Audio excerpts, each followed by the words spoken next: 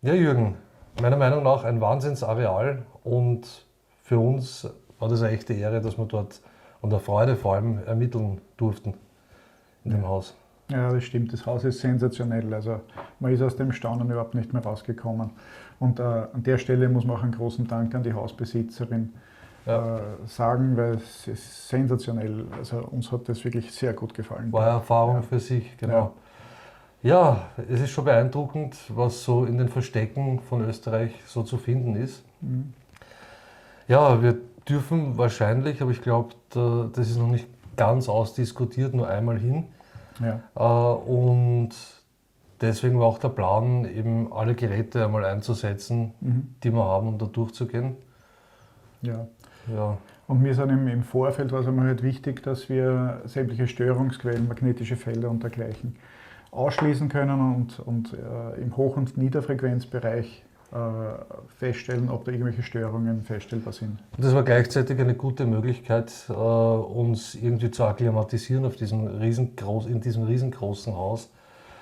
Ja, und deswegen sind wir als erstes einmal eine Runde mit dem Hoch- und Niederfrequenzmessgerät marschiert. Ja, also heute sind wir da in der Kühnburg, das ist in Bayerbach südlich von Wien, Reichenau in der Gegend, eine Gegend mit sehr vielen schönen Häusern, und das ist es uns angetragen worden, dass wir uns mal dieses Haus anschauen. Es ist ein sehr altes Haus, also es ist 100 Jahre, 150 Jahre zum Teil.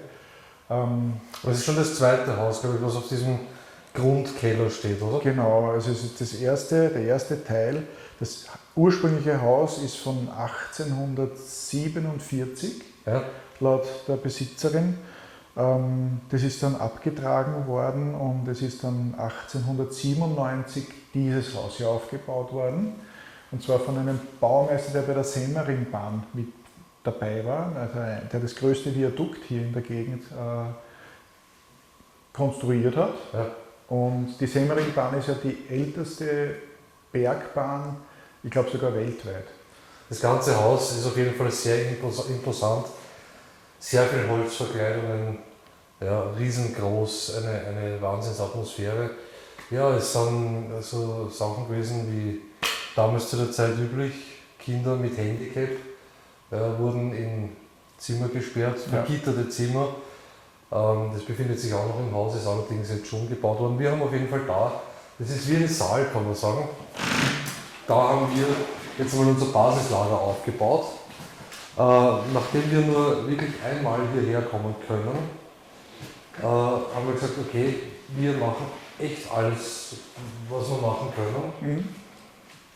Alles, was wir haben, um herauszufinden. Die Hausbesitzerin hat einige, also die war ja schon da, wie sie noch ein Kind war. Genau.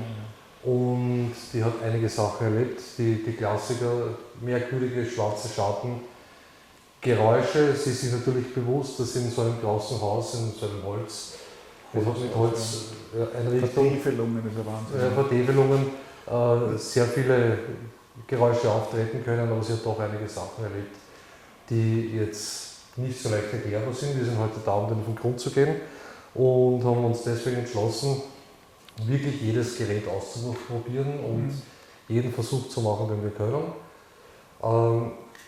Das erste, was wir eigentlich noch nie gemacht haben, wir gehen jetzt einmal mit einem Hoch-Niederfrequenz-Messgerät durch, mit einem sehr sensiblen. Es gibt keinen Strom im Haus, keine Störungsquellen. Akklimatisieren uns einmal und machen gleichzeitig eine Messung, ob es da irgendwelche Störungen gibt. Gut, dann machen wir uns auf den Weg. Wir werden dann fangen wir von oben an. Ja. Eins vielleicht noch, das Haus ist ja schon längere Zeit unbewohnt. Nicht? Aber es stehen auch teilweise Kisten hier herum, die darf man sich nicht wundern. Das ist ein bisschen angeräumt. Naja gut, es wird niemanden stören. Nein. Uns stört es auf jeden Fall nicht. Wir sind froh, dass wir da sein dürfen.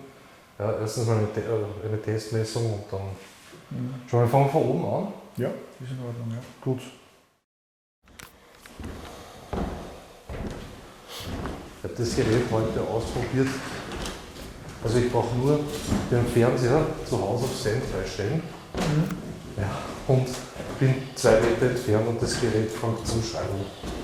So sensibel ist das. Ja. Aber da sieht man auch, was man abbekommt. An Ladungen die ganze Zeit. Ja. Da hinten ist so wie ein kleiner Burgturm. Da soll man nicht reingehen.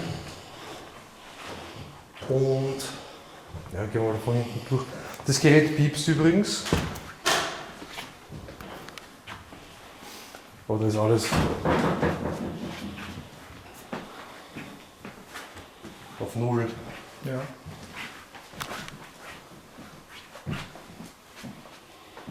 Wahnsinn, ne? Ja, das merkt man. Unglaublich. Sehr gut.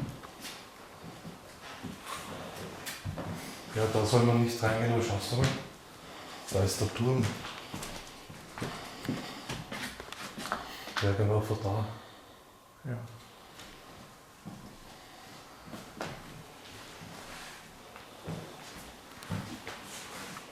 Wir sind der Alex und der Jürgen. Sind heute hier, weil uns interessieren würde, ob noch jemand von den Erbauern oder von den Bewohnern von früher hier im Haus ist und eventuell mit uns sprechen möchte.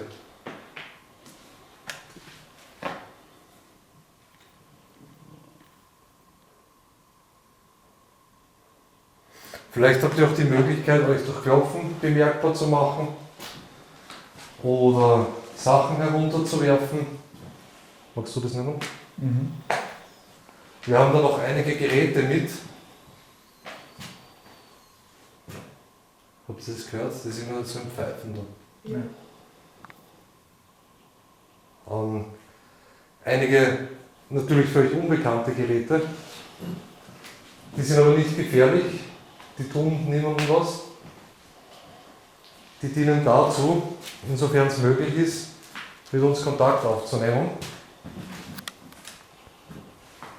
Wenn man kurz drückt, Ah ja, okay.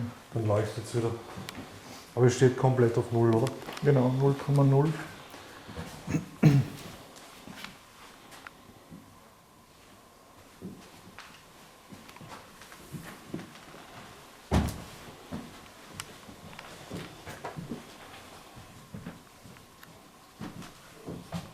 Könnt ihr euch erinnern, wie die Hausbesitzerin noch klein war?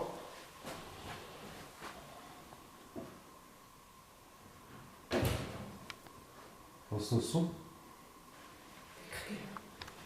Was tut das? Ja. Hat sie euch öfter bemerkt und gesehen?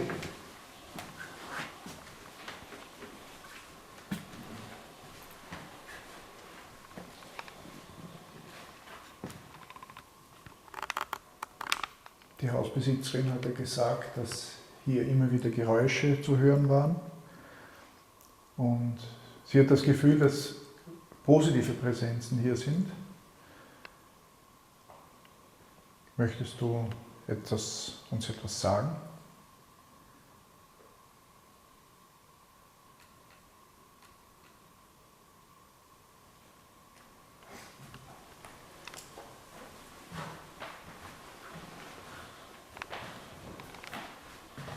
Wahnsinn, oder?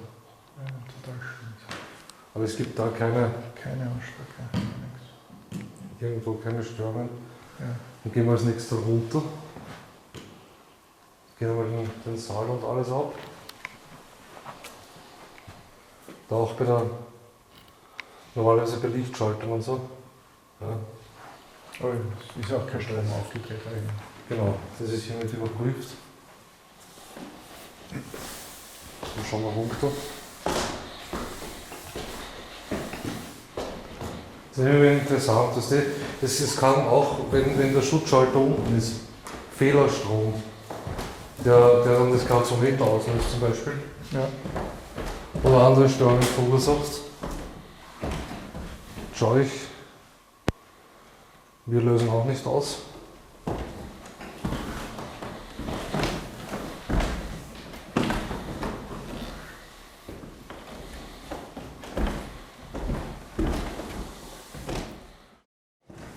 Die Handy-App könnten wir heute, die Ovilus-App, könnten wir wieder probieren.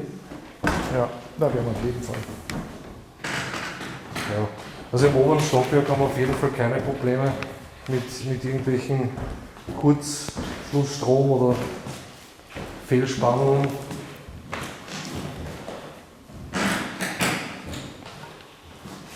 Ja, dann genau. Schauen wir durch den Stützpunkt sozusagen durch. Ja.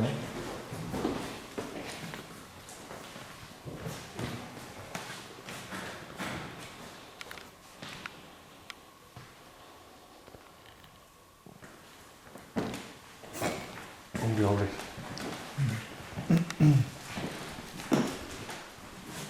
Da ist auch eine Steckdose.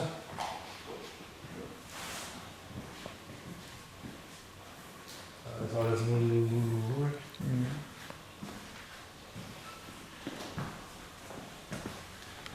Ist jemand hier? Möchte jemand mit uns reden? Wir sind heute zu Besuch.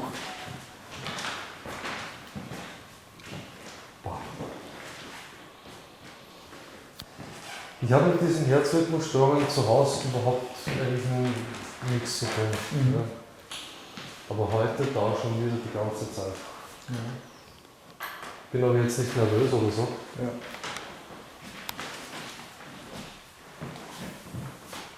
Dieses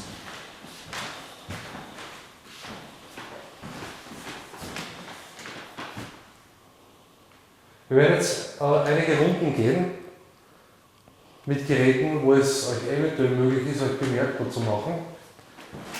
Ich glaube, dieses Gerät gehört da nicht dazu. Das nächste Gerät könnt ihr versuchen zu berühren. Das ist ein graues Gerät mit Lämpchen.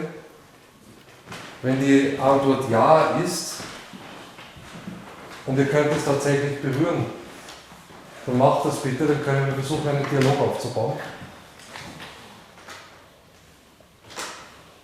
Unser grundsätzlicher Wunsch ist, festzustellen, ob es ein Leben nach dem körperlichen Tod gibt, ob sowas existiert. Und wir haben dann auch noch einige andere Geräte. Ja. Gut, ja, das Gerät war die ganze Zeit auf Null. Der Strom ist tatsächlich aus. Ja. Das ist mal wichtig. Eins muss man sagen, der Raum, wo wir gerade drinnen waren, der Kasten dahinter wäre ja noch ein Zimmer, aber da können wir leider nicht rein. Weil der Kasten darf nicht verrückt werden. Gell? Ach so? Ja. Warum? Na, das ist zu schwer. Und, ja. Das ist spannend. Und es gibt, also der Kasten, der kannst du nochmal zurückschwenken. Mhm. Der Kasten, der verstellt den Eingang von dem Zimmer. Ja, da gibt es einen Türstock außerhalb, das sieht man. Und links und rechts sind auch Spiegeln und die Besitzerin hat uns extra darauf hingewiesen, dass man den nicht verschieben kann und dass man auch nicht verschieben darf. Also es ist aber nur, sie sagt, dahinter ist ein Raum mit Gerümpel. Ja. Und die Tür, die an der linken Seite ist, ist auch beeindruckend. Also die, Weißt du, woran mich das erinnert? hm.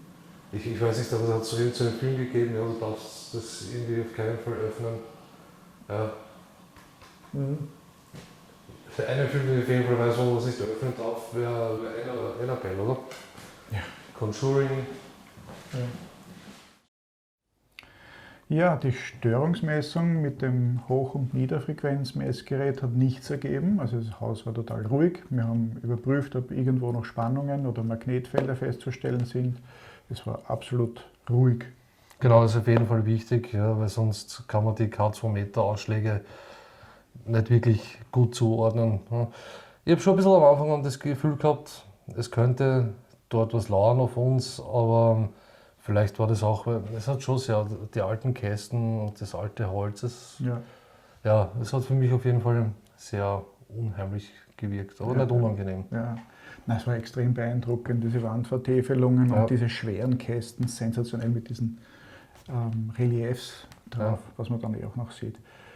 Und beim nächsten Abschnitt sind wir dann ausgestattet mit dem K2 und mit der Ovilus-App durchgegangen.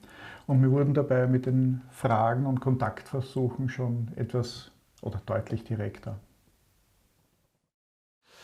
Merkwürdigerweise seit dem Batteriewechsel, also die alte die alte Batterie reingibt, ja, leuchtet die eine Lampe nicht, aber die leuchtet jetzt. Ja. Genau, dadurch sieht man allerdings auch gleich, dass es eingeschalten ist. Ja, das ist gut. Dadurch, die alte war wahrscheinlich wirklich schon zu schwach. Wieder die App, noch immer auf Bewährung, Stunde. ja, aber noch immer nicht kalibriert. Die sagt immer, sie muss kalibrieren und dann zeigt sie es erst im Text an. Das heißt, was wir jetzt am Anfang verstehen, ist gut, was nicht, Ja. ist nicht so gut. Dann. Du heißt, Du weißt, ja. oder du weißt, Ich habe jetzt Geist verstanden. Es ist schwierig, wenn solange es nicht fertig ist. ja. Gehen wir von unten rauf, einmal alles durch. Ja. Ja. Gehen wir uns erst so in den, sozusagen, da In den Raum, ja. mysteriösen Kasten. Solltest du gemeint haben, du heißt, mein Name ist Alex, Und meiner ist Jürgen. hast du auch einen Namen?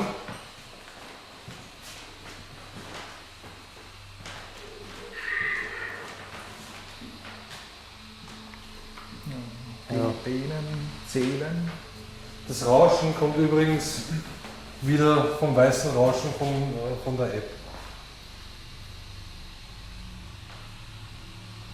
Das ist halt schade. Kannst du uns bitte deinen Namen sagen, falls jemand hier ist? Oder auch ein Geräusch machen oder irgendetwas runterschmeißen?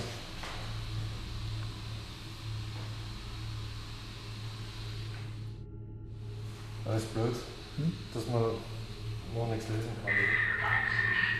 Ja. Ehrgeizig. Ja, Das war gut verständlich. bist du ehrgeizig? Wir sind es auf jeden Fall. Wir sind heute hier, weil wir gerne herausfinden würden,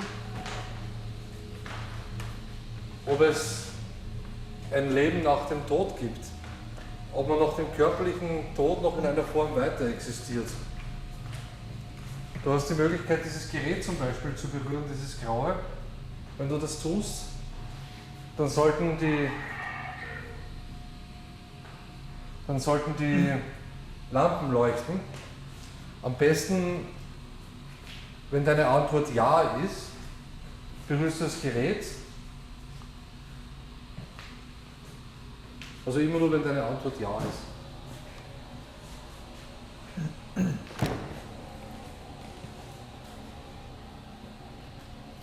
Bis jetzt verhält sich noch still. Das Justieren noch, das gibt es leider nicht aus.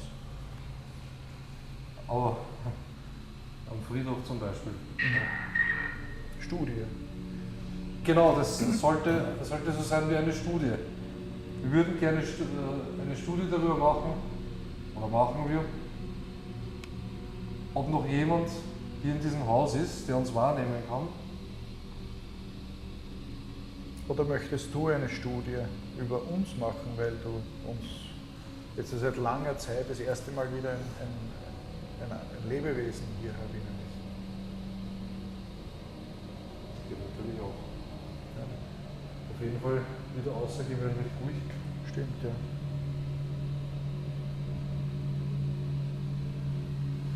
Das war ja am Friedhof eine ganz andere Sache. Das stimmt. Friedhof war sehr hektisch. Das war extrem, ja. Das sind sehr merkwürdige Geräte wahrscheinlich für dich. Aber es kann dir nichts passieren, wenn du etwas näher kommst und dieses Gerät berührst.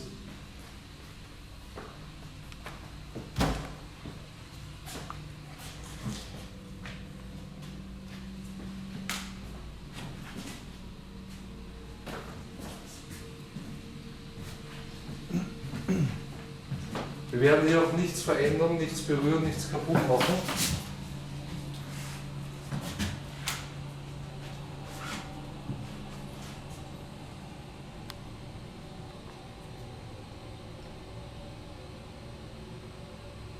Kannst du uns deinen Namen sagen oder weißt du unseren Namen noch? Ja, da haben wir jetzt einen Ausschlag. Da jetzt ein kurzer Ausschlag.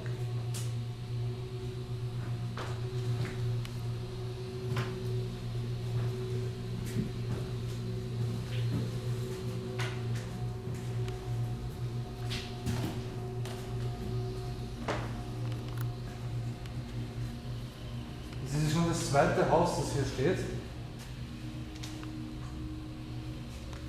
ist noch jemand oder der Bau oder Bewohner vom ersten Haus hier.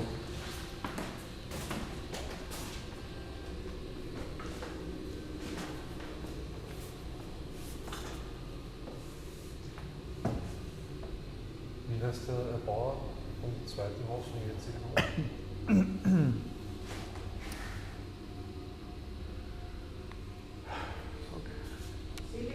Selig, ja. Selig. Danke. Der Herr Selig hat was gebaut noch immer? Der hat genau Arzt. Arzt war er nicht, nein. Er war, soweit ich weiß, ein Architekt oder ein Baumeister. Und der hat auf den Mauern, auf den Grundmauern des alten Gebäudes dieses Haus hier aufgebaut. Kalibrierung steht jetzt bei 100%. Herr Selig, sind Sie noch in diesem Haus? Mama. Mama, okay. Ist es die Mama, die hier... Mama, wo? Da waren Kinder mit körperlichem oder geistigem Handicap. Also konkret... Die wurden hier eingesperrt. Ja, Sie haben diesen Raum mit Gitter, wo behinderte Kinder eingesperrt werden konnten. Allerdings hat die Hausbesitzerin nicht konkret jetzt sagen können, ob, wie viele, ob es konkret jetzt tatsächlich welche gegeben hat. Sind noch Kinder hier? Suchst du deine Mama?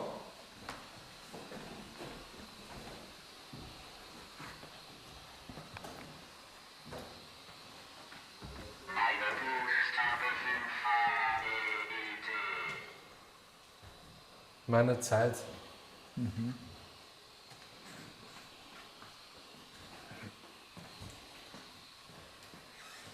Welche Zeit hast du denn momentan? Welches Jahr?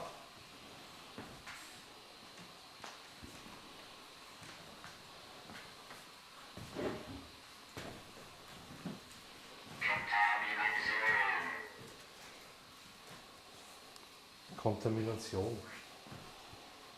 Das könnte mit dem Zustand vom Turm zusammenpassen. Meinst du den schwarzen Schimmel im Turm?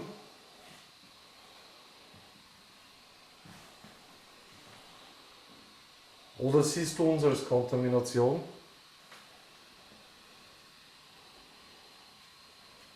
Als Störung? Hasste ihn. Würdest du bitte mal näher zu uns kommen und dieses Gerät berühren? Einfach einmal, wenn du es kannst. Oder ganz nah zu uns kommen.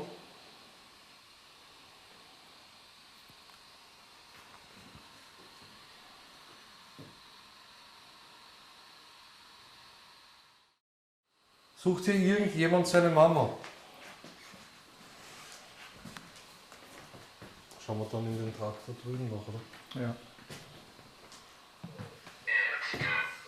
Wieder Ärzte. Arzt, Ärzte.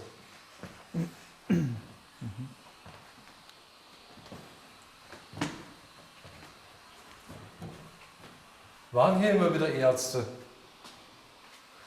Oder hat jemand einen Arzt gebraucht? Wir sind keine Ärzte. Falls ihr das glaubt, weil wir so interessante Instrumente haben.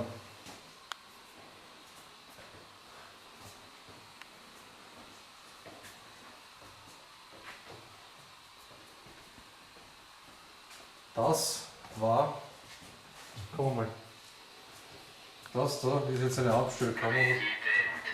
Da wurden die Kinder eingesperrt, da war ein Gitter, laut Besitzerin. Dazu jetzt eine Abstellkammer ist umgebaut worden.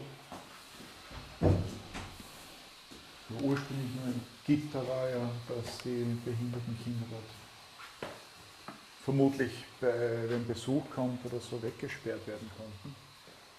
Warum ist es damals, es ist ja damals im Allgemeinen so gemacht worden, oder? Mhm. Da ist noch eine kleine Kammer. Ja. Das.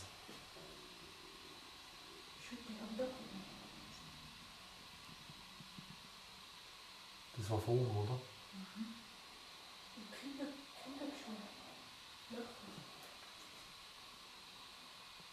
Das ist heftig.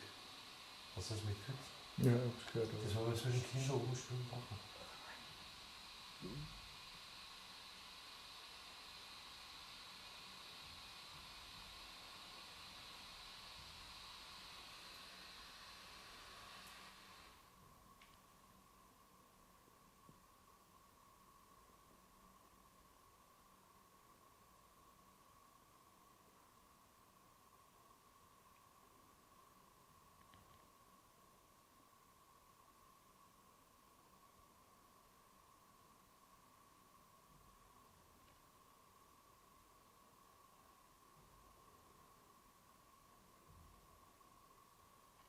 Mhm.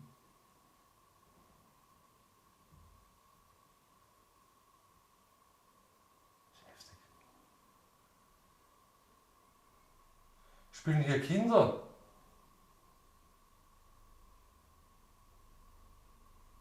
Wer ist denn da oben am Dachboden?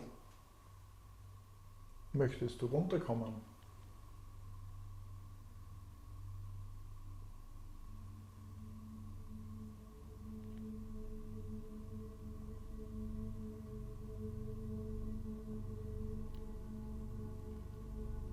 Wir würden uns freuen, wenn wir dich hier herunten begrüßen können, wenn du mit uns reden möchtest.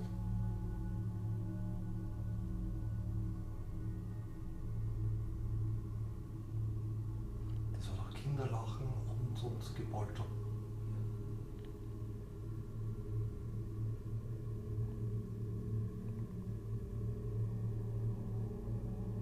Was hast du gehört? Wo hast du das Poltern gehört? Das Lachen und nicht? Das Lachen, das ist am Anfang, habe ich glaube ein bisschen was gehört, aber es war nur ganz am Anfang, oder? Ja. Aber ich habe es nicht so richtig als Lachen identifizieren Und können. jetzt, wo wir leise drehen, wo wir auch leise sind, Mhm. ja, ich kenne das von meinen Kindern. Ja, Werden sie auch leise. Ja, und Ja. umso leiser ich wäre, umso ruhiger werden die. Das irritiert die. Und das ist jetzt genau das Verhalten. Mhm. Machen wir da noch einen Stiegenaufgang weiter rauf? Ich weiß jetzt gar nicht. Ja, ich bin gerade komplett schockiert. Also sowas nicht einmal annähernd haben wir sowas bis jetzt irgendwo. Ja, mich würde schon interessieren. Ich habe euch gefragt, welches Jahr es ist. Das Jahr.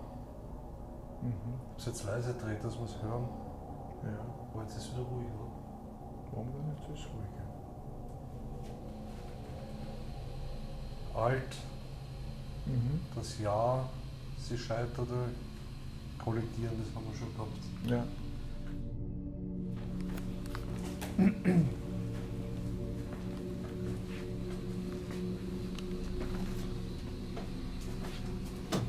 Ja. Trotzdem, ich bin momentan jetzt schon versteinert. Mhm. Ja. Altes Hausgeräusch, ja, aber das waren Schritte, da ist er gelaufen. Mhm, das war deutlich zum Hören, ja. Das ist auf jeden Fall total interessant. Ja, deswegen hätte es mich auch interessiert, ob man irgendwo. Ja, du sagst gleich, ja, könnt gerne runterkommen. Könntest mich vorher auch fragen, ob ich da jetzt gerade bereit dazu bin. Weil irgendwie, ich meine, ja, dazu sind wir hier. Mhm. Aber andererseits, ja, ich meine, Ja, aber ich meine, Ja. nein, ich bin überzeugt, dass Nein, es ja, ist kein schon Böser richtig, ist. Auch schon richtig. die Besitzerin hat ja auch gesagt, das ist kein, wenn eine Präsenz da ist, und wir hoffen, dass wir das auch hören, offensichtlich hat sie den Eindruck, dass es eine freundliche Präsenz ist. die eine Sache mal ermittelt, man möchte es gern wissen, die andere Sache ist dann die natürlich, wenn man tatsächlich mit sowas konfrontiert wird, Mhm. ja, dann muss man natürlich die Nerven bewahren. Ja. Mhm. Schauen wir mal, ob ich das schaffe. Wir gehen wieder runter zum Stützpunkt. Mhm. Ja, jetzt hat es wieder einen Ausschlag gegeben.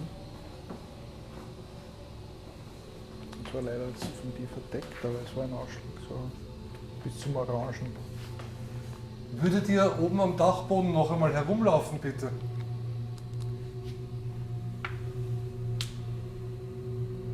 Das ist jetzt nicht ernsthaft, oder? Könntet ihr bitte noch einmal laufen? Das gefällt uns.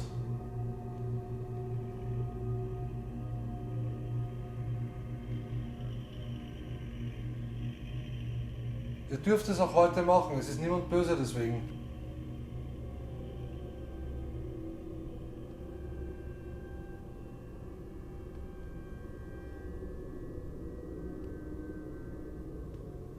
Aber wie ist es auch so oft, wenn man Kindern etwas erlaubt? Das ist langweilig.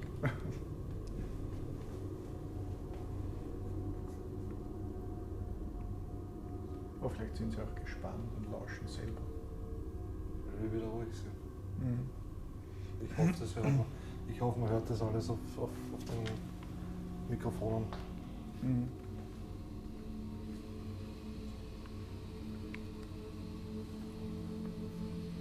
Richtige Schritte, wenn wir voll da herumlaufen. Ja, das stimmt.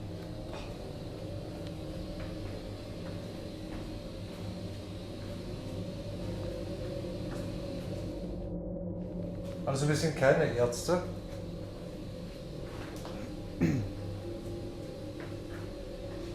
Das ist auch interessant, ja. Also wenn es wirklich nach Ärzten gefragt hat, könnte es vielleicht eine Präsenz sein von jemand, der krank war und auf einen Arzt gewartet hat. Ist hier jemand, der krank ist? Braucht hier jemand einen Arzt?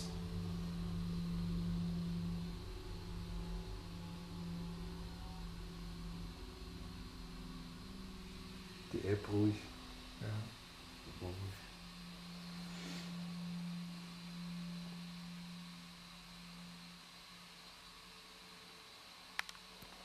Vorher Katzometer ein bisschen Ja, und die Ovilus-App und die die Geräusche und jetzt auf einmal ganz ruhig. und auch Stuhl. Es ist halt auch eben ein altes Gebäude. Man weiß gar nicht, manche Türen sind verschlossen worden. Riechen, okay. Manche Türen sind verschlossen worden, also man weiß teilweise nicht. Also bei der Tür wissen wir zum Beispiel, das ist die Tür zum Gang raus. Ja, zum Stiegen auf Da könnte auch, das ist doch auch ein Türdurchgang. Okay? Ja. Aber es ist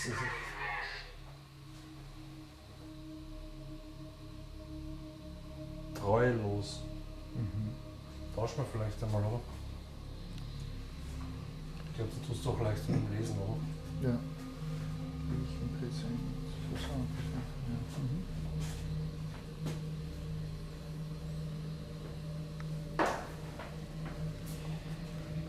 Also es war sehr schön zu hören, dass scheinbar noch wer hier spielt.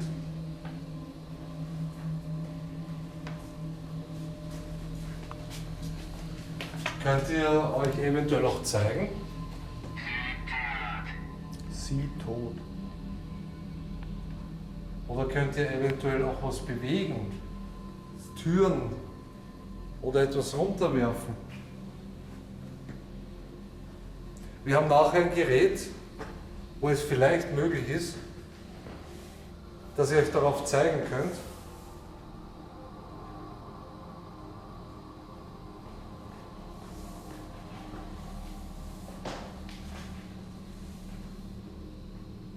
Und dieses Gerät, das ihr berühren könnt, das nehmen wir auch mit. Mittel. Mittel, Ja, Mittel. Arztmittel, treulos, Abtreibung. Jürgen? Mit Riechen, ja, möglicherweise.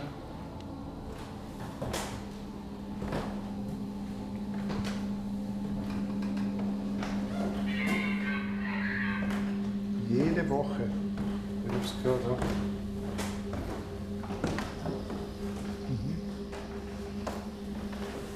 Wollen wir noch mal kurz darstellen? Gebete. Gebete.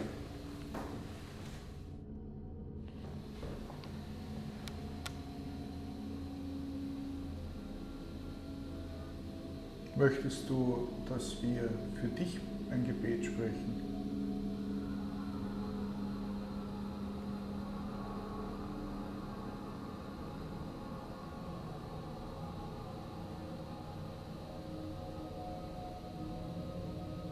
Lauf doch bitte noch einmal herum.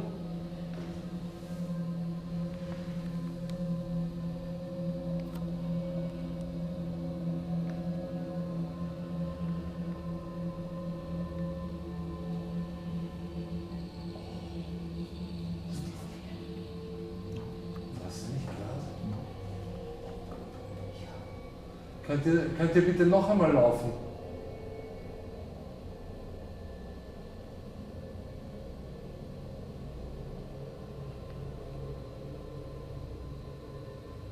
Da laufen, sprechen Kinder.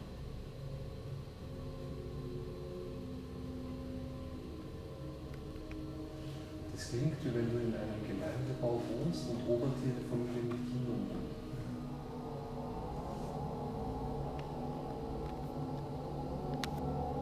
Es geht heute der Wind draußen, ja, es pfeift immer wieder so ein bisschen durch, ja. Ein Dach hebt sich, es blastet sich, es knackt, es knirscht. Ja, Es hört sich überhaupt nichts mehr an, es hört sich nicht an, es sind Schritte, da läuft er. Ja. Es ist rundherum keine Industrieanlage, es gibt nichts. Ja, das ist total grün, natürlich alles da. Würdet ihr bitte noch einmal laufen und vielleicht springen oben?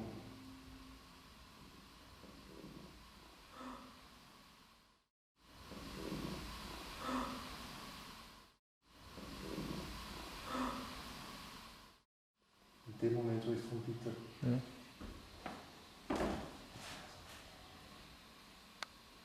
Dreh nochmal den Ton drauf.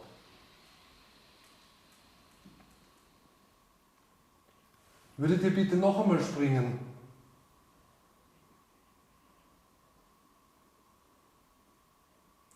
Ganz laut.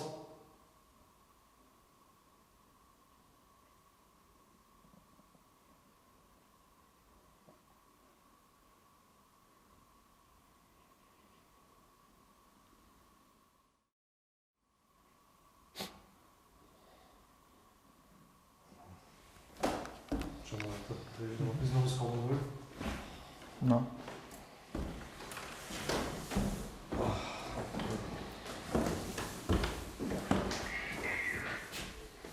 Die Ehe. Die Ehe. Ja.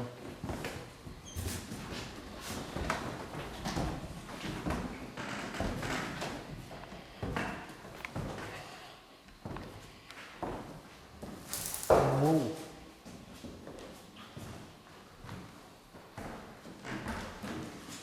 Das ist der Nachteil an der Dunkelheit. Ja. Gut. Senden Sie mir. Was sollen wir denn senden? Da war jetzt eine Spiegelung von mir, schon so eine Schwarzspiegelung. Ist so.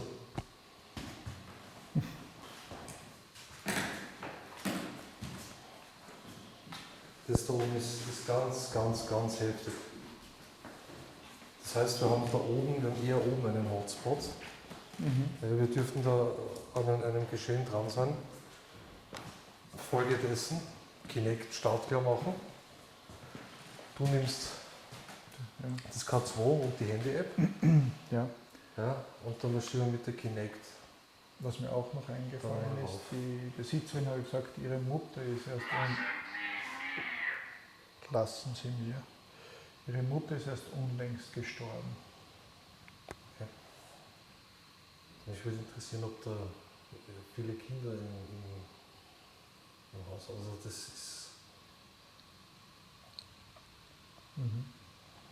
ich habe die Stimmen eindeutig gehört und das Laufen und ja, machen wir die Kinect startklar.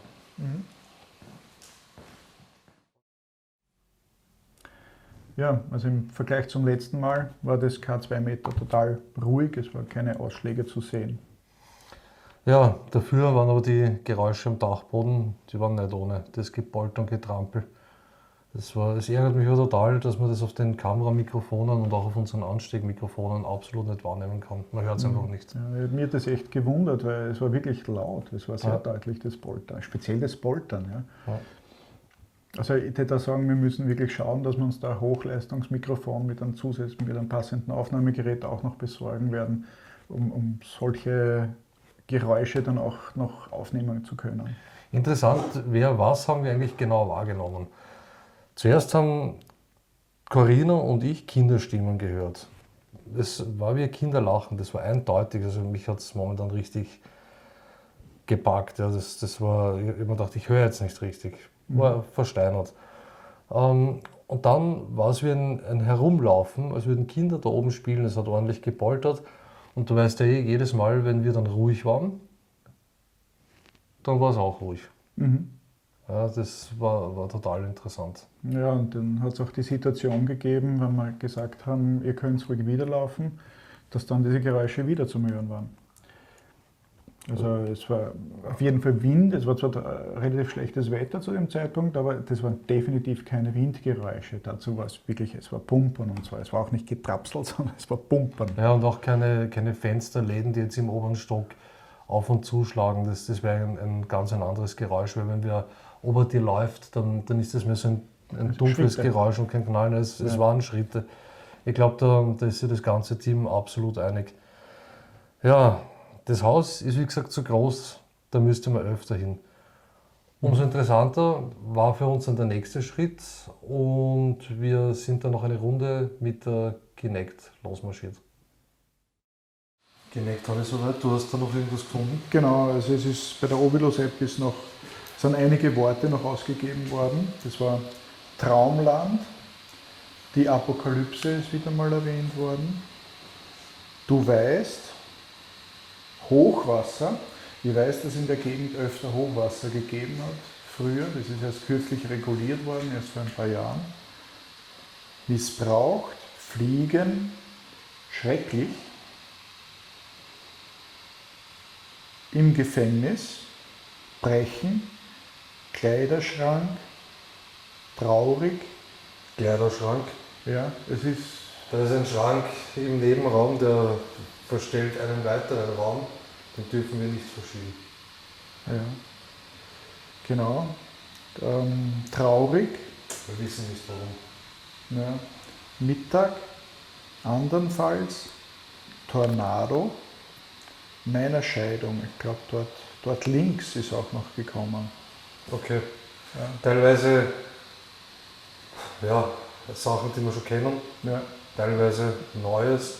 Der Schrank ist auf jeden Fall interessant. Stimmt, ja, das ist auch, haben wir nie einen Kleiderschrank erwähnt bekommen. Nein, und das Hochwasser. Ja, das Hochwasser passt auch gut in die Gegend. Gut, dann kannst du erklären. Wir haben hier ein Gerät, auf dem du dich eventuell zeigen kannst, wenn du deine ganze Energie sammelst. Und der Jürgen hat wieder mit.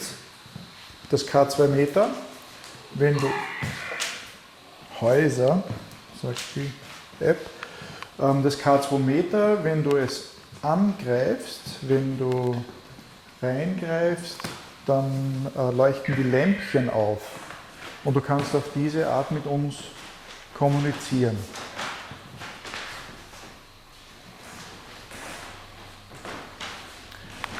Und mit der App kannst du auch mit uns kommunizieren.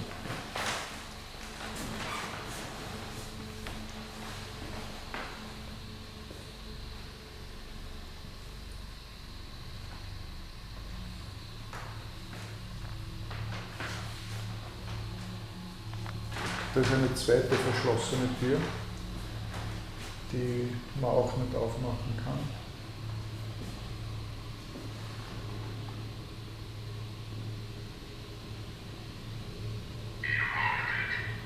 Ermordet. Okay. Wir haben vorher Kinder gehört. Aber da werden wir oben noch einmal fragen. Gehen wir mal direkt drauf, oder? Jürgen, Bitte? schauen wir mal direkt drauf. Ja.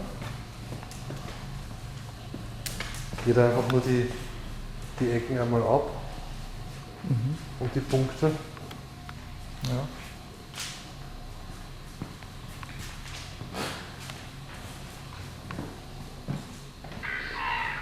Besorgt. Ist hier jemand ermordet worden?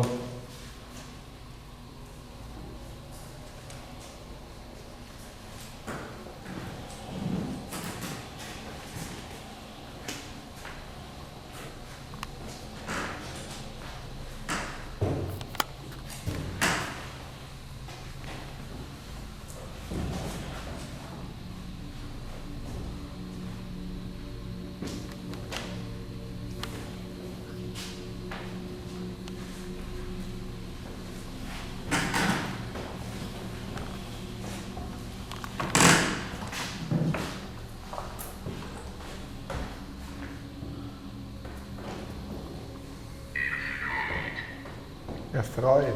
Ich habe doch vorher gesagt, ihr sucht die Mama.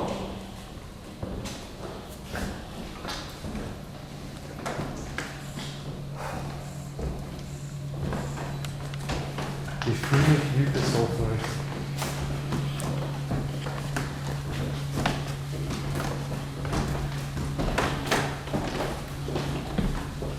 Lauft ihr deswegen hier im Haus noch herum? Was ist passiert? Und wann hast du gelebt? Welches Jahr? In welchem Jahr lebst du?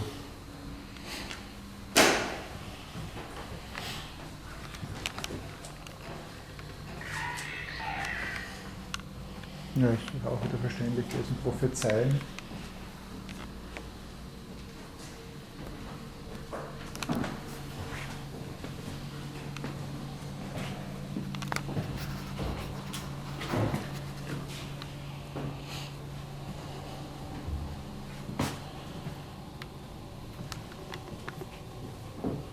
Spielt ihr hier im Turm?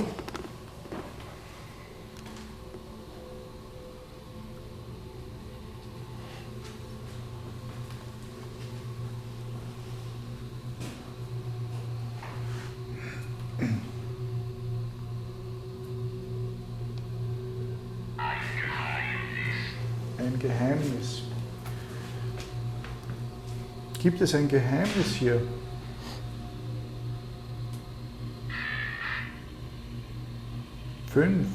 Fünf Geheimnisse. Achtung. Ja.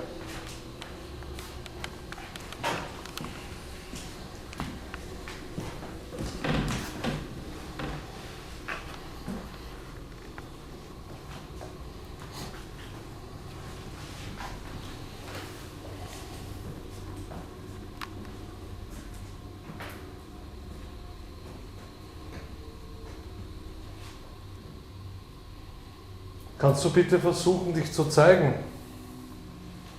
Bisher nichts.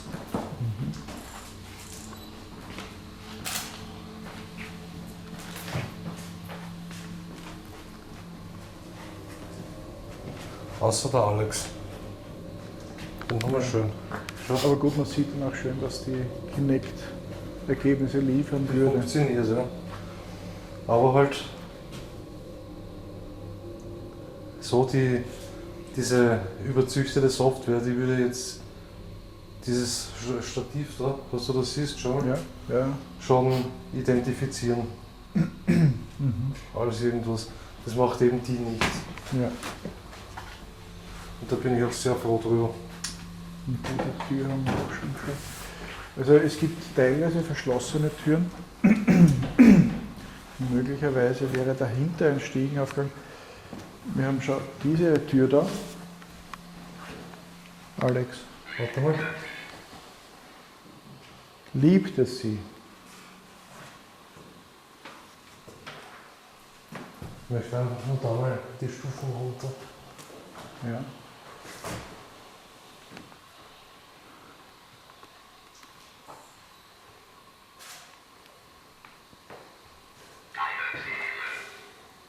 Deine Seele.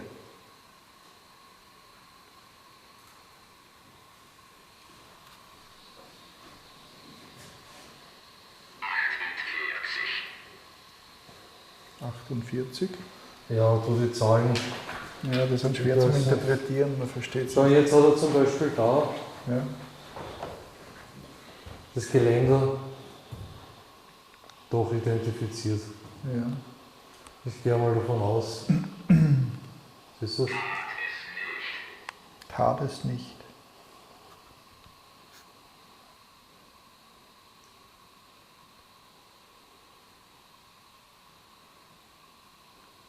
Ja. Schau ich noch einmal. Das macht das aber nicht mehr. Ja, aber es ist halt, das ist jetzt ein Stiegengeländer. Weiter. Möchtet ihr nicht mehr spielen?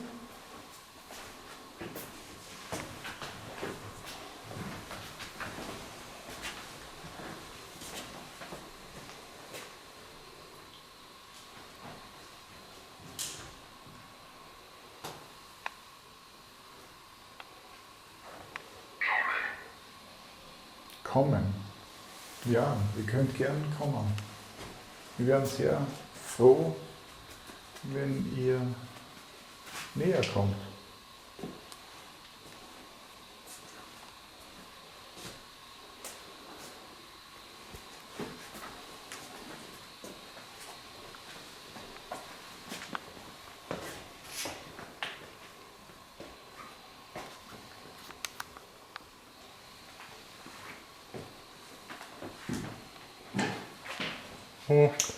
Da hat sich jetzt wieder was gezeigt gehabt, aber Ja.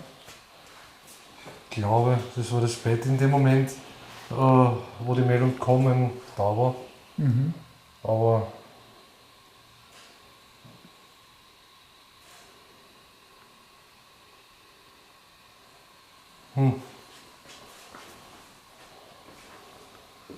das war nix. Test nochmal da den Kurt an. Das war jetzt der Raum, wo die Kinder eingesperrt waren.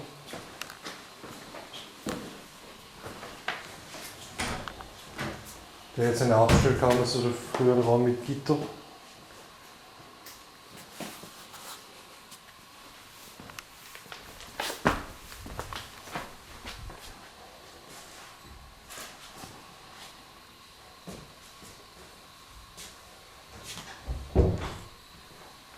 Das ist so verdächtig ruhig jetzt.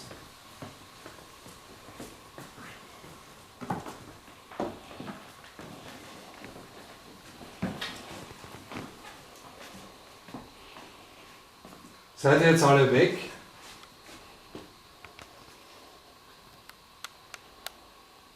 Ihr habt doch so schön gespielt vorher.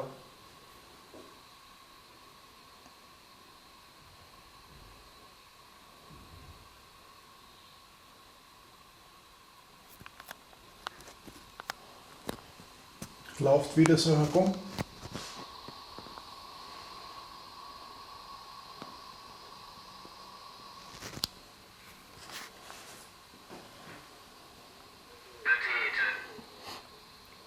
Betete. Wo seid ihr denn jetzt alle?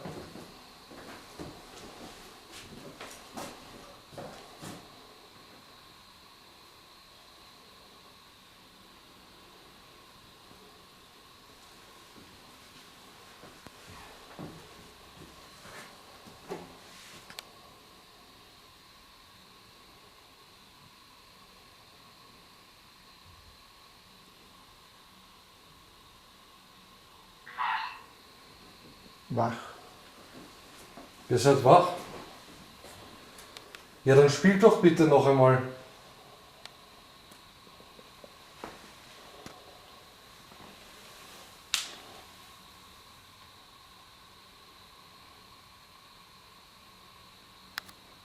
Ganz, ganz laut, wenn es geht.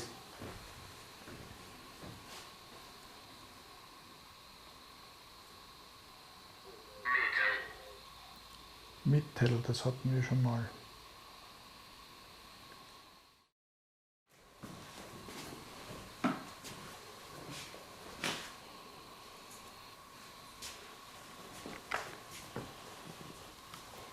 Mach doch bitte Geräusche, so wie vorher.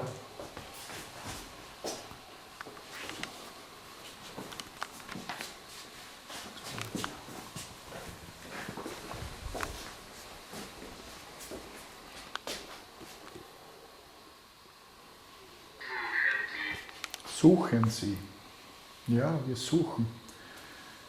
Wir versuchen gerade euch zu finden. Aber ihr versteckt euch vor uns, oder? Vorher war es da ober uns so schön laut. Wir haben uns richtig gefreut. Und jetzt ist alles ganz leise hier. Schade.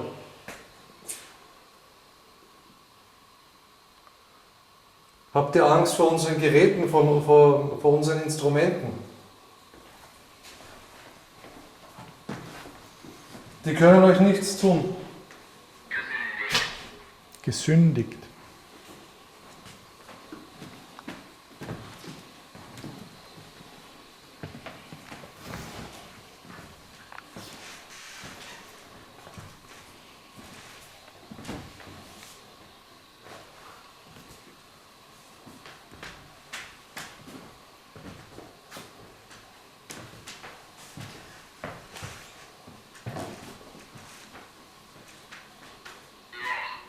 Loch.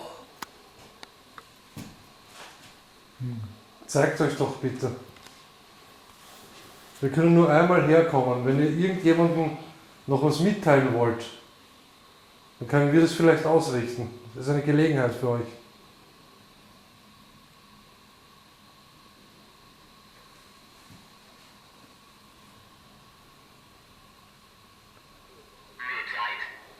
Es ist alles erlaubt, was euch möglich ist. Geräusche machen, etwas runterschmeißen, mit Türen knallen, uns zeigen, unsere Geräte berühren. Meine Heimat. Wie heißt der Herr nochmal? Selig. Selig, genau.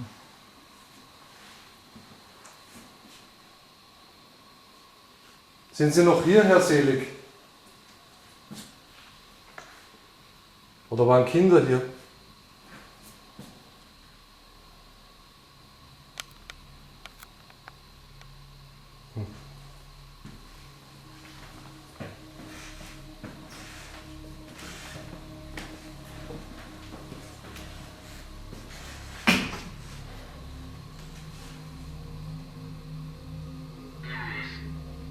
Luis. Hast du Luis geheißen? War dein Name Luis? Also,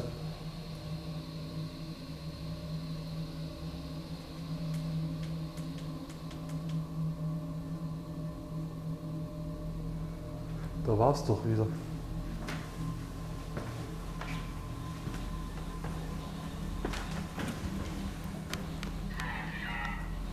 Sophia. Sophia.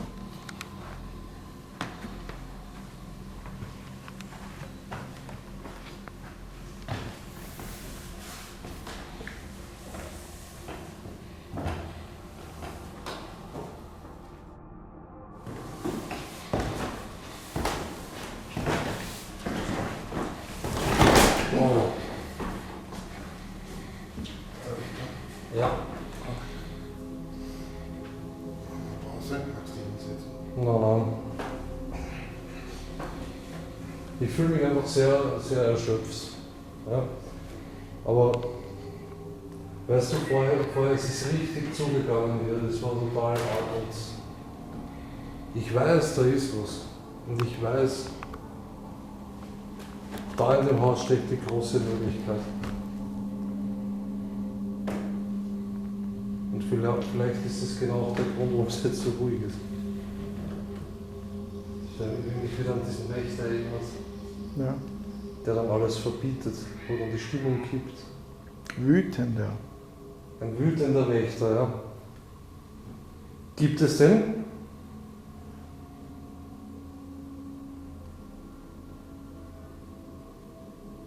Vielleicht kann der mal mit etwas herumknallen, da herinnen.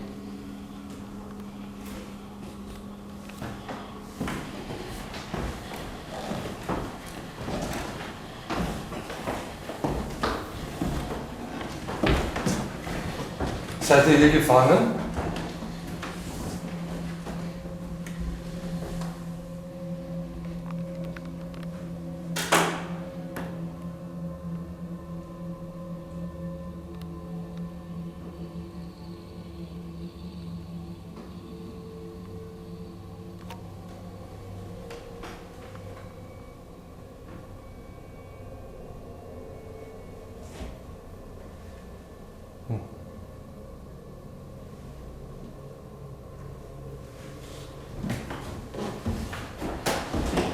Ja, ich liebe.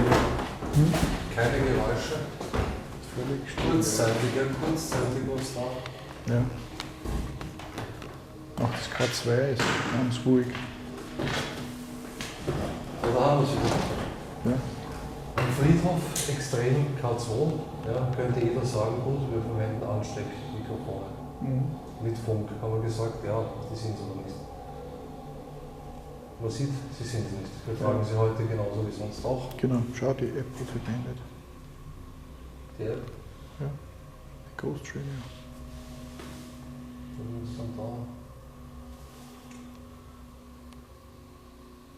da. Jetzt initialisiert es natürlich mal. Ja. Es ist sehr, sehr, sehr interessant. Wir haben es halt immer wieder mitbekommen, es kommt dann irgendwo einer, der aufpasst, dass da nichts irgendwie. Ja. Das ist merkwürdig. So wie Eltern manches Mal dann sagen, jetzt ist Schluss und leise sein.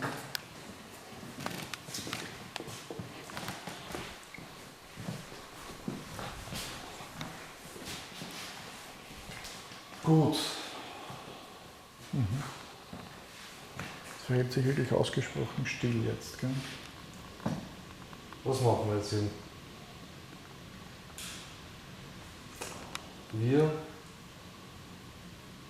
Was für Möglichkeiten gibt es noch? Das Ghost Radio, Ja. also die Spirit Box sozusagen. Mhm. Nehmen wir die App noch mit oder? Ja, Und das kann so nehmen wir auch mit, oder? ja, würde auch sagen. Was haben wir da jetzt? Da war jetzt was. Und war gleich wieder weg. Wie uns er sich verstecken würde. Ja, genau, kurz. Ja, passend zu dem, was wir machen, ja, passt gut, wenn ich sage, es ist wie verhext gewesen. Zuerst der Lärm, die Stimmen im oberen Teil vom Haus, als würde jemand den Schalter umlegen, auf einmal nichts mehr. Aus. Ja. Die Corinna hat ja Ahnenforschung betrieben und sie hat dabei entdeckt, dass sehr viele Kinder dieses Adelsgeschlechts jung verstorben sind. Enorm viele sogar, ja. Wirklich, es war sehr, sehr auffällig. Das Adelsgeschlecht ist also sehr weit gereist, also von weit Süden bis dort an diesen Ort. Und anscheinend sind die da mitgekommen.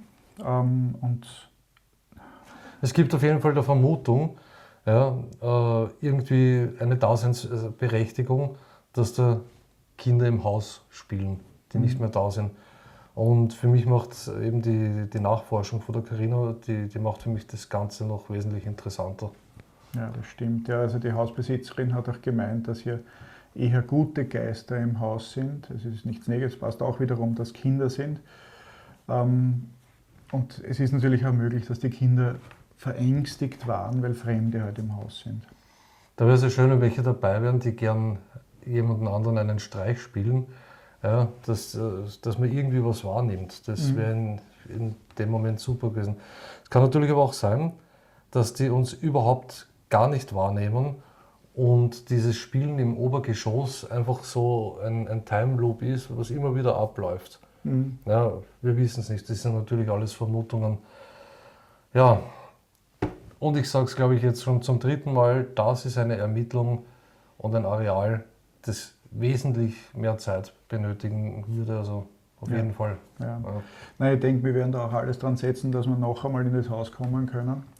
Bei den Versuchen dann entsprechend darauf eingehen, uns leise verhalten, mehr zu lauschen, unauffällig zu sein, sehr, sehr ruhig. Für den Fall hätte ich mir genau schon was überlegt, eher Punkt bei den Hotspots, verschiedene Experimente machen und nicht so viel herumlaufen. Ja. Eher, wie du sagst, ja, genau auf die ruhige Art und mehr hineinhören in das Ganze, das wäre sicher interessant. Ja, unsere liebe Corinna hat dann noch einen guten Vorschlag gemacht, was eigentlich mit dem Telefonexperiment ist, ob wir das nicht machen wollen. Wir haben es eigentlich gar nicht am Schirm gehabt sozusagen, aber das war eine gute Idee und das haben wir dann auch gleich als nächstes dann gemacht. Die Corinna hat eine gute Idee gehabt, dass wir dazwischen noch das Handy-Experiment machen. Ja, wir werden das kurz versuchen, zwar in dem Raum, wo wir am meisten die Kinder spielen gehört haben. Getrampel, ja. Das heißt, ich schalte das jetzt wieder in den Online-Modus. Ja. Du rufst mich an, ja, gehst du mit dem Alex rauf, deponierst die Kamera und dann treffen wir uns da in dem Raum wieder. Ja, Machen wir es so. machen wir. Passt. Gut, dann bis gleich. Ja. Bis gleich. Wenn das ein bisschen angenehmer positioniert wird, wird dann Alex gleich schon. Ist ja ein Weg wieder zu mir. Das ist doch ein ziemlich weiter so. Weg, das ist so in diesem Haus. Ja, kannst du Das fast ist schon gut, mit kann man sagen. dir zu machen. Passt. Kommst recht.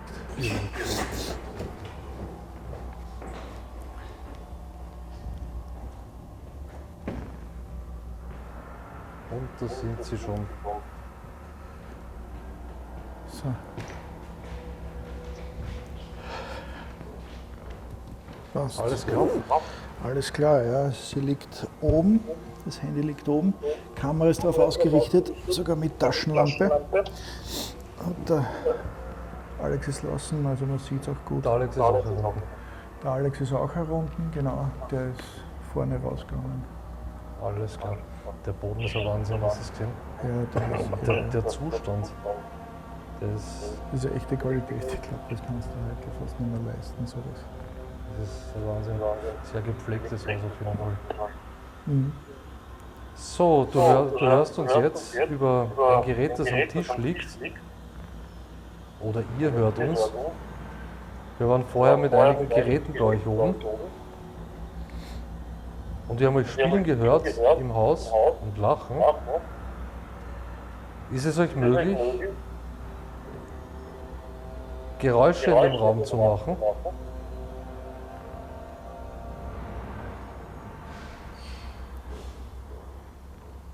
Wieder herumzulaufen zum Beispiel, zu lachen, ihr könnt gerne spielen.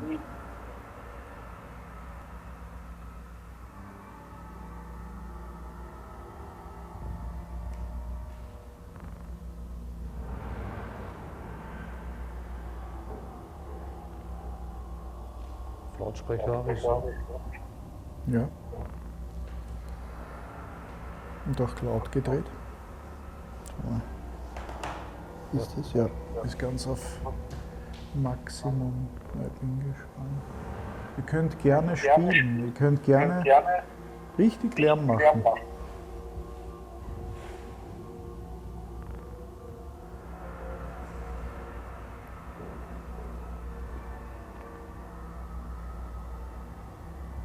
Oder vielleicht auf das kleine schwarze Gerät draufklopfen.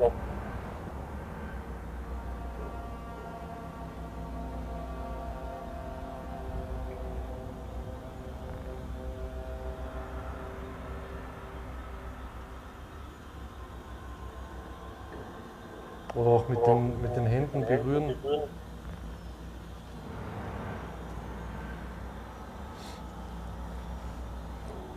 Spielt euch damit.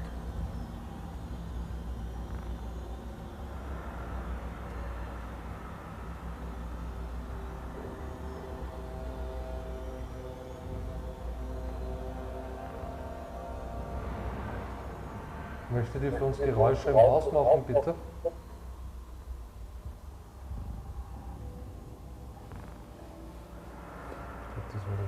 Das ist, glaube ich, auch Wind und Regen.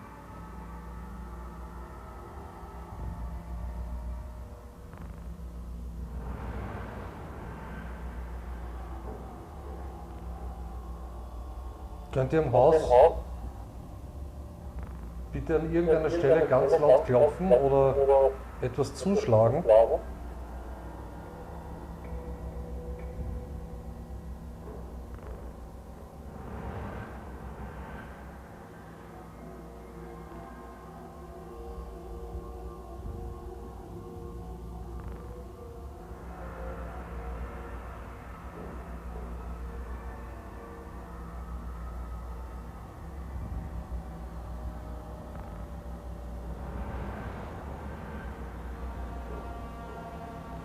Interessiert euch das Gerät, das auf dem Tisch liegt?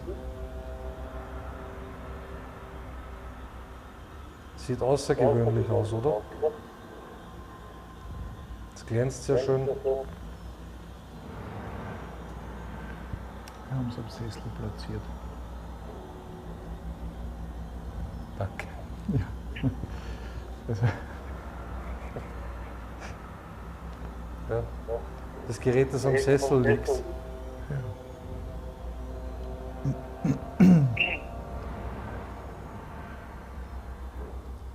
Könnt ihr es vielleicht runterwerfen?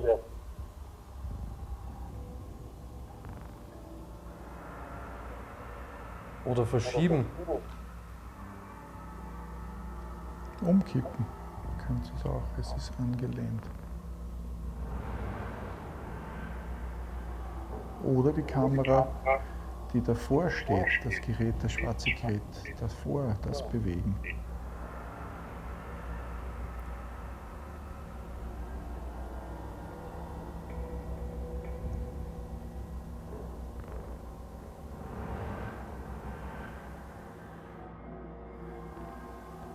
Und wenn ihr euch bemerkbar macht, wir freuen uns drüber,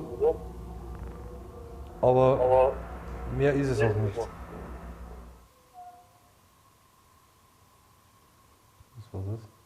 Wie ein Sessel verschoben worden wäre. Bitte?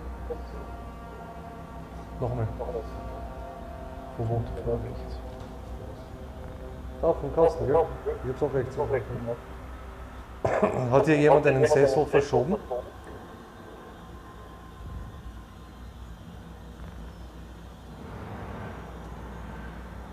Kannst du das Geräusch bitte noch einmal machen?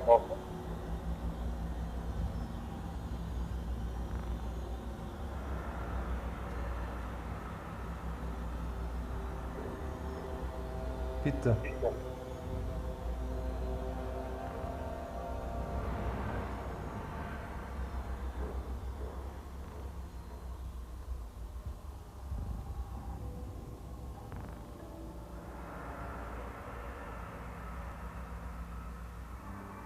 Versperrt dir der Kasten den Weg? Bist du in diesem Raum eingesperrt? Das erinnert mich so an Annabelle.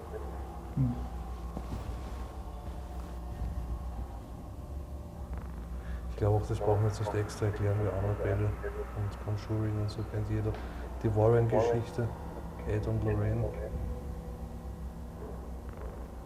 Mhm.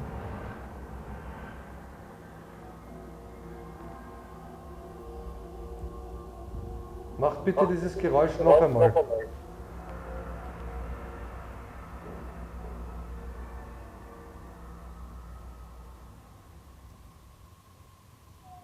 Ja, Dankeschön. Könnt ihr es bitte noch einmal machen?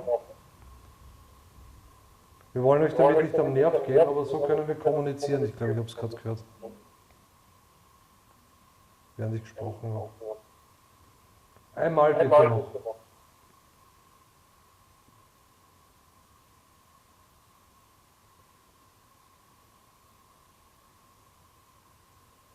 Ein letztes Mal bitte.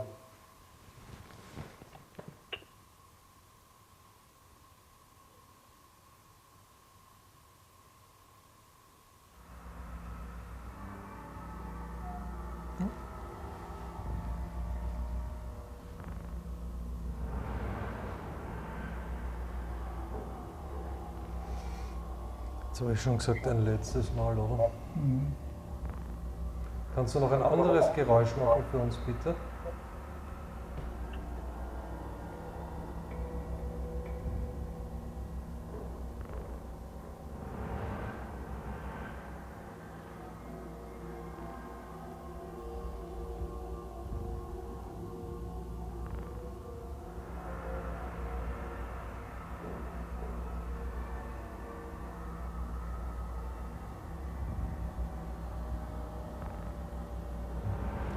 Ja, Handy auch nichts. Mhm. Das war jetzt interessant. Gehen wir eine Runde mit der Spiritbox durch. Ja. Ja, vielleicht. Wir gehen jetzt noch eine Runde durchs Haus mit einem Gerät, das ist ziemlich laut. Bitte nicht erschrecken. Vielleicht könnt ihr euch darüber bemerkbar machen. Ja, dann sammelst du dein Telefon wieder ein. Mhm. Und ich richte her für die Spiritbox. Mhm. Alles klar. Auf geht's. Ja, also es gab ja einige Bereiche oder ein paar wenige Bereiche, wo man nicht rein haben können.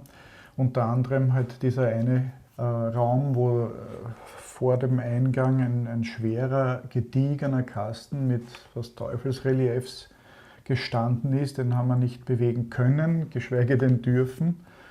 Die Besitzerin hat gemeint, das ist nur ein Abstellraum, da braucht man nicht reingehen. Also warum jetzt da genau es uns untersagt war, Naja, schon sehr spooky das Ganze. Ja, jedenfalls waren dahinter, vom Raum her, Geräusche zu hören. Das war irgendwie wieder Klang von Sessel, die verschoben wurden. Das war sehr ähnlich. Das Ganze wiederholt und, wenn du dich erinnern kannst, sogar noch Aufforderung. Im Raum, wo dein Telefon gelegen hat, ja, waren zweimal Klopf- oder Schergeräusche zum Hören, aber nicht über das Telefon, sondern über die Kameratonspur von der Kamera, die eben bei deinem Handy war. Ja, interessant wäre auf jeden Fall in dem Haus so Dinge wie Triggerobjekte, Spielzeugautos, Puppen, bewegliche Sachen, für Kinder interessante Sachen. Das Spielen der Kinder war zu diesem Zeitpunkt im Obergeschoss absolut nicht mehr zu hören. Und wir schnappten uns dann die Spiritbox, um noch eine weitere Runde durchs Haus zu machen. Du hast jetzt noch was gehabt, Gefahr, Genau, ja. glaube ich. Ja, es war teilweise schlecht zum Verstehen. Leider gibt das noch nicht aus vom Text. Ja, wir sind jetzt nach Mitternacht. Ja. Sozusagen ist es jetzt, Geister sind immer aktiv, aber in der Geisterstunde, wenn man es so ausdrücken möchte, gehen wir mal eine Runde mit der Spiritbox und schauen wir mal, vielleicht kommt da noch eine Aktivität. Das Quietschen war, seit wir das kalibriert wieder, gell? Kann man Ja, lesen, genau, kann man nicht lesen. Ja. Das Geräusch in dem hinteren Raum war seitdem nicht mehr da. Ja, okay. Das war auch interessant. Ja.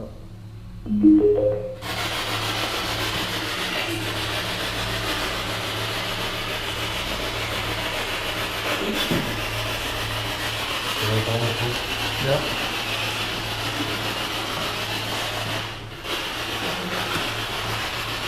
Wir haben jetzt zwei Geräte, ein Radio, das der Sender wechselt ganz schnell. Könnte vielleicht diese Frequenz oder diese Töne nutzen, um uns etwas mitzuteilen.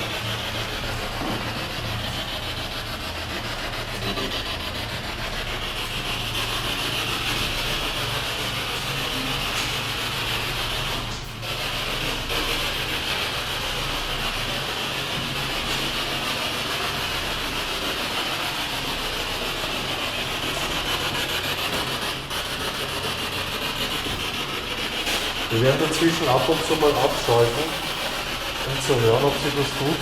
Ja. Das geht so schlecht. Und wenn von irgendwer was hört, ja, bitte sofort Bescheid sagen, dass wir das auf Stumm schalten. Okay? Corinna?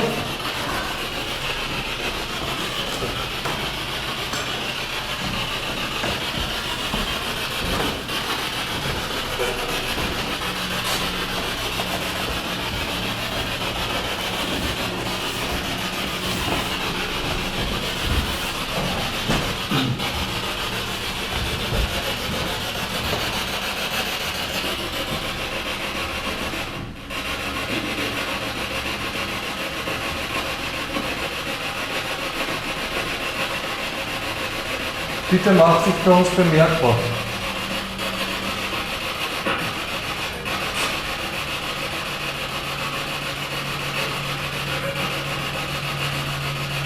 Weißt du einen unserer Namen?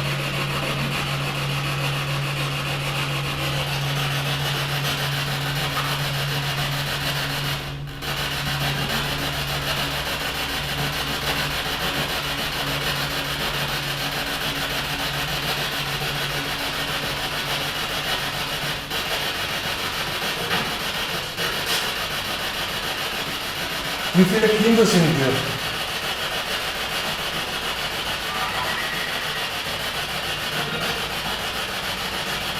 Ich kann es leider noch nicht lesen.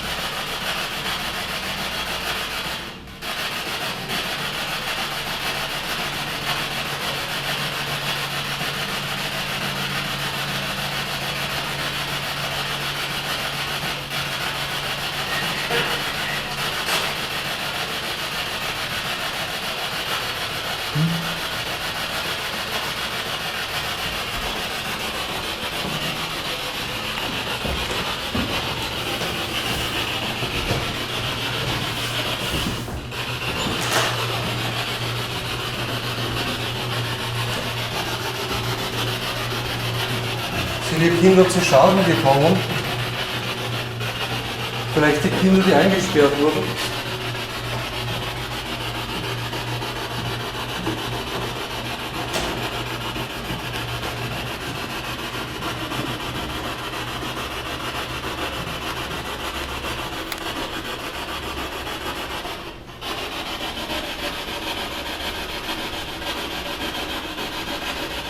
Okay, dann weiter da. Ja, da haben wir jetzt zuletzt diese Stimmen gehört.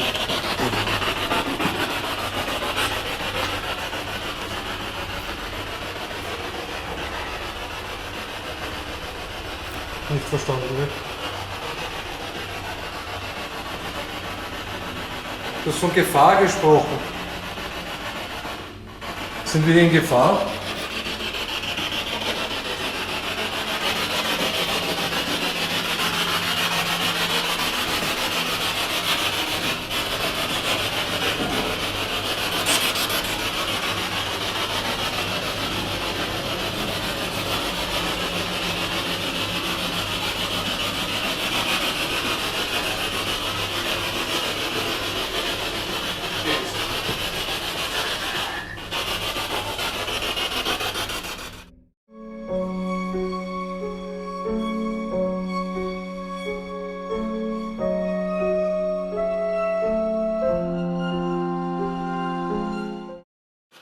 Ich habe das Boot verstanden, aber es ist leider noch nicht lesbar.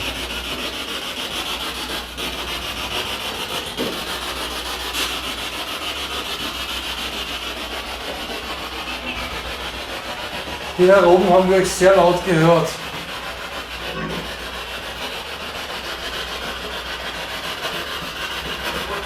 Spielt ihr noch?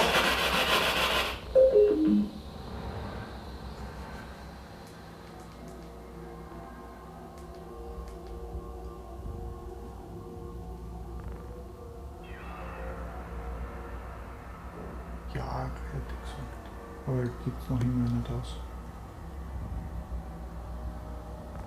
Könnte wieder herumtrampeln, herumlaufen.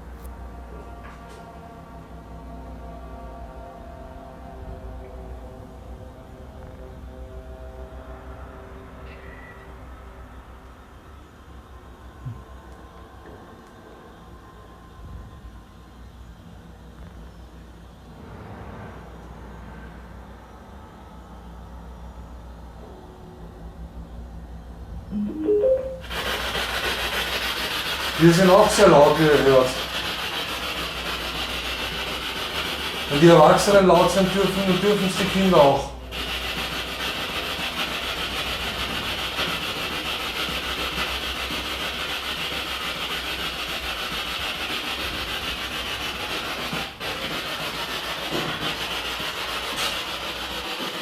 Es ist da die ganze Zeit, ist für mich Jürgen. Ja. Die ganze Zeit, es wird so die Füße wegziehen. Ich habe so einen Eiergang. Okay. Aber es ist auch so dunkel da drin, so extrem. Ja.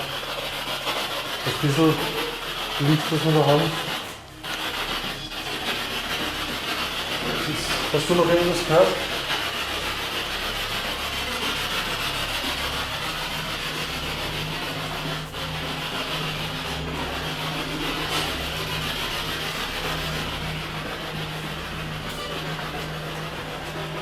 Gibt es einen Himmel?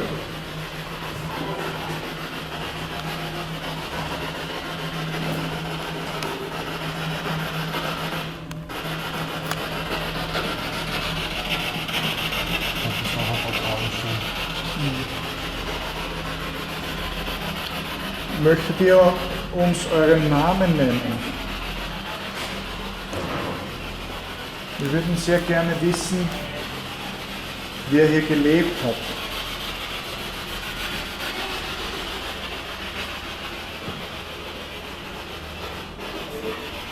Oder wer noch hier ist. Ja.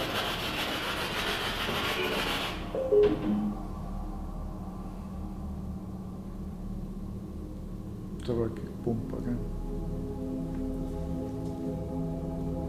Wer hat das noch gehört? Zweimal hat es gepumpert. Wo? Da? Da oben.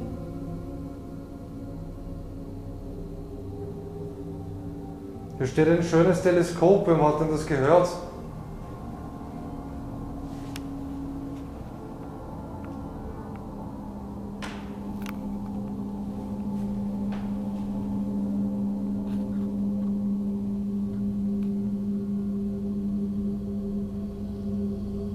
Wer ist denn jetzt bei uns?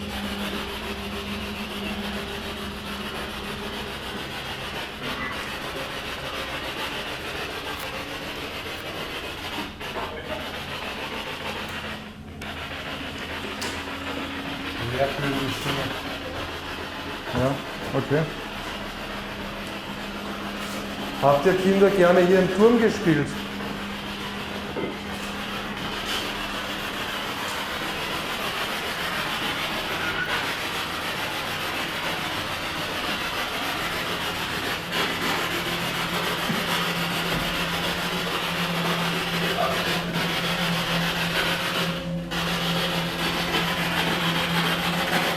Wo spielt ihr denn jetzt momentan im Haus?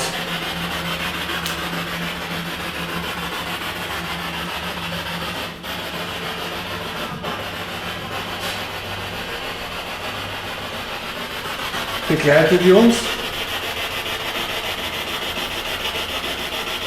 Bin unschuldig ist ausgegeben worden. Bin unschuldig. Ja, und hilft. Hilft. Braucht sie irgendwer Hilfe? Ist hier irgendwer gefangen? Wir helfen euch gerne, Wenn wir können. wenn wir können. Wenn wir nur können, ja. Das war ich bin angeschlossen.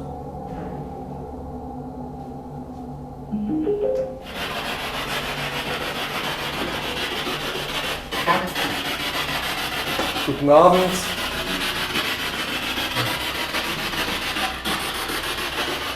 Alex, Jürgen, Corinna, Kurt und noch ein zweiter Alex sind hier.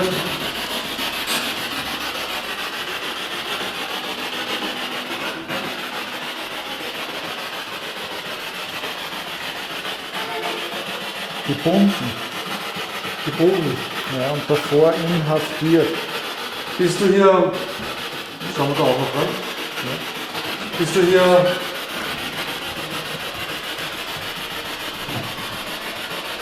gefangen an diesem Ort?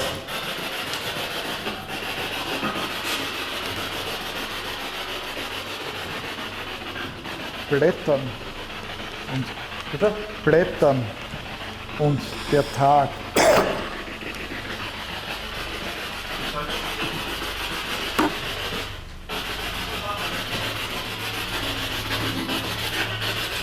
Bist du an den Ort gebunden? Ein Geheimnis. Birgt dieser Ort ein Geheimnis?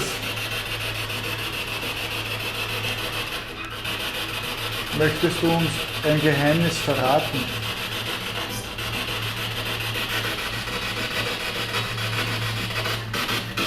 Hielt nicht. Bitte? Hielt nicht. Hielt nicht? Erhalten hielt nicht. Ja. Ja.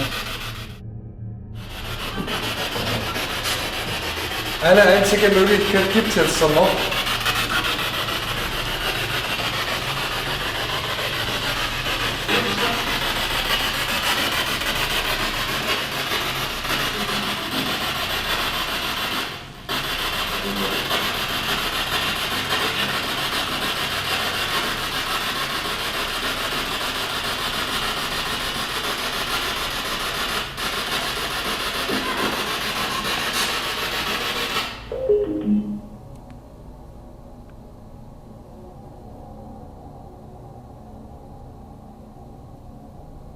Auch die Ghost Radio ist jetzt wieder still. Es gibt so Ovilosep. die Ovilosep, ja, ist wieder still. Zuerst hat es einige Nachrichten gegeben, jetzt ist wieder aus.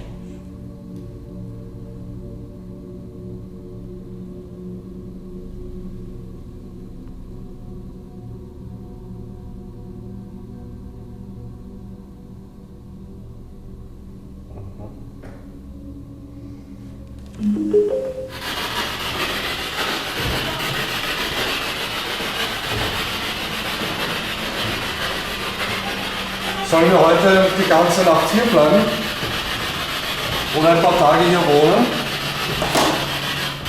Damit ihr uns besser kennenlernt?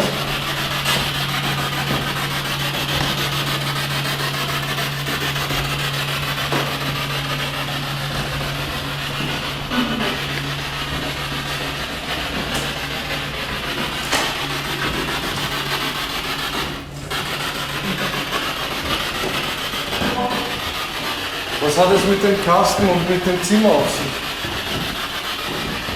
Der Kasten, der Schrank, der das Zimmer versperrt.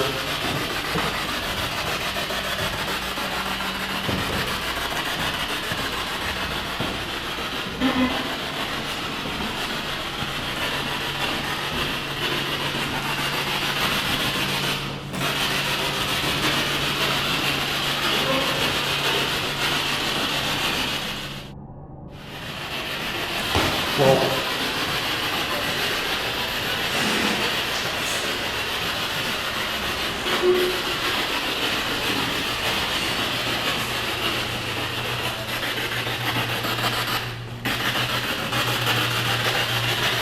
Eine Möglichkeit haben wir noch. Das ist schon sehr spät, ja.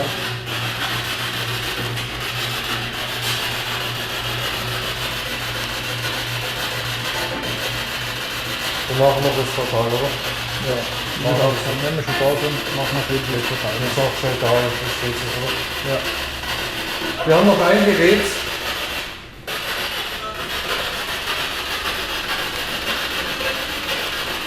Vielleicht funktioniert es mit dem besser.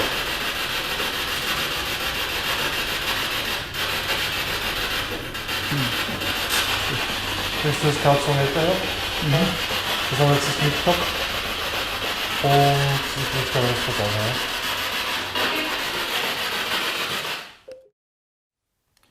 Ja, was war so zu hören? Also, Eine Zusammenfassung gibt es jetzt einmal, oder? ja, genau. Also es hat Geist gegeben, ich komme. Gustav, den hat es übrigens laut Ahnentafel sogar gegeben. Ja. Geht, warten ewig, passt auch sehr gut. Dann war zum wiederholten Mal Geheimnis, kalt. Dann Heos, was etwas mit Dämonen zu tun hat. Da habe ich eine kurze Einblendung auch gemacht zur Erklärung im Video. Kurz, Schluss, geht weg hier, Alter, im deutschen Alter. Kampf, fort, welche Ruhe, komm her. Ja, ich frage mich ernsthaft, bei einigen Begriffen, die da vorgekommen sind, wer diese im Radio sagen würde. Ja, also eher nicht. Ich meine, es kann natürlich alles sein, aber... Ja, und wieder haben wir jetzt das Gepolter oben gehört. Als würde da jemand ganz vergnügt durchs Haus laufen. Und für mich ist es so unverständlich, dass es unsere Kameramikrofone einfach nicht aufgezeichnet haben. Unsere Ansteckmikros nicht, das sind ja alles keine schlechten Mikrofone. Ja, aber es war einfach nichts zu hören. Ja, vielleicht, wenn man noch bessere Kopfhörer hat oder so. Aber es ist halt sehr traurig, weil wir haben das erlebt. Das war für mich so beeindruckend. Ich habe sowas überhaupt noch nie irgendwo gehört. Und dann, ja, man kann es uns glauben. Oder eben auch nicht. Ja. Das kann man niemandem übel nehmen in der Situation, weil wir haben zuerst gesagt, also, dass wir uns da ein besseres Aufnahmegerät schauen müssen, dass wir uns besorgen. Das ist echt schade, wenn man solche Geräusche hört, und ich bin mir sicher, mit einem guten Gerät, oder ich hoffe doch, dass man das dann aufnehmen könnte. Das hat ja immerhin jeder gehört. Also und das Gerät dann auf jeden Fall geschickter positionieren, auf jeden Fall. Ja, es war schon sehr spät zu dem Zeitpunkt. Eigentlich, ich wollte zumindest den Abend schon beenden, aber ich denke mal, wir waren alle extrem müde. Der Weg nach Hause war noch weit, es war ein richtiges Sauwetter, aber das Portal wollten wir dann doch nicht auslassen. Ja. Es sind noch ein paar Meldungen gekommen, ja? Genau, wie wir zuletzt im Keller waren, ist noch der Keller gekommen, von Mama, Wieder Mama. ja, geschwärzt. Der ist ein Traum, ist gekommen. Ja gut, das kommt bei dir öfter. Ja, das Signal. Ja. Ach Gott. hinter sich gelassen. Ja. Echos, meine Wohnung, es tut uns leid, kämpfen. Das war irgendwie zu dem Zeitpunkt, wie du mit der Technik da gekämpft hast, weil die Audio nicht funktioniert. Also heute, die Technik ist halt echt Batterien, eine Batterie nach der anderen leer. Ja, Gott sei Dank noch dachte ich, nehme den Batteriepuffer mit, weil, ja, und genug Reservebatterien. Aber dass die kleinsten Geräte, die normalerweise am wenigsten Strom brauchen, ja, leer sind. Ja, sehr unbedingt. Pech, habe ich gehört. Ja. Dann war das Auto. Da fällt mir nur ein, ja, hat jeder die Handbremse angezogen. Ja, ich habe es auf jeden Fall. Verletzt, habe ich gerade gehört. Ja, Orange oder Orange ist gekommen. Und Geist. Geist ist gut, ja. Senden Sie mir. Und jetzt gerade vor kurzem lies es. Lies es. Lies es. Ja. Alles klar. Und zwar mit scharfem S. Also lass es. Ja, der lies es. Kollidierte in dem Moment. So.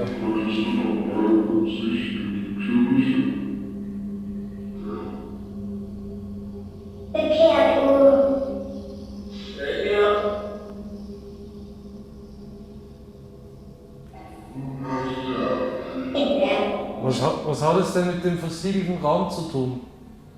Was hat es mit dem auf sich?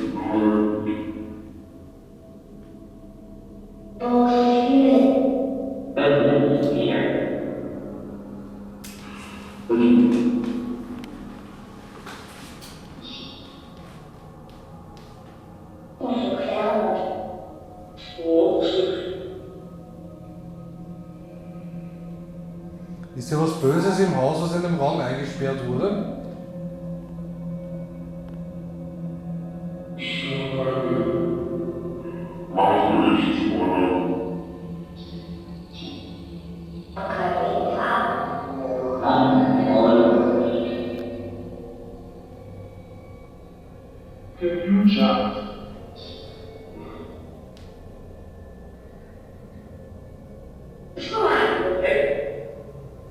Besoldeten. Beim Team Tugendhaut.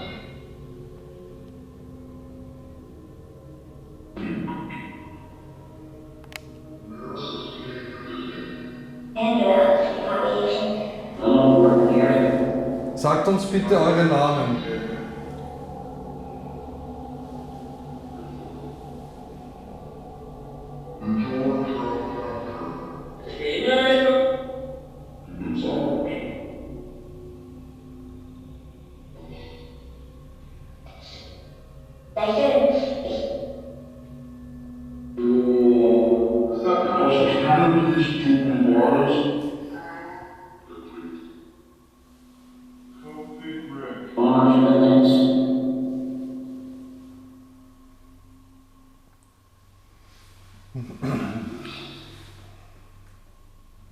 Zuerst ist gekommen krank und jetzt sie sehen nicht mich.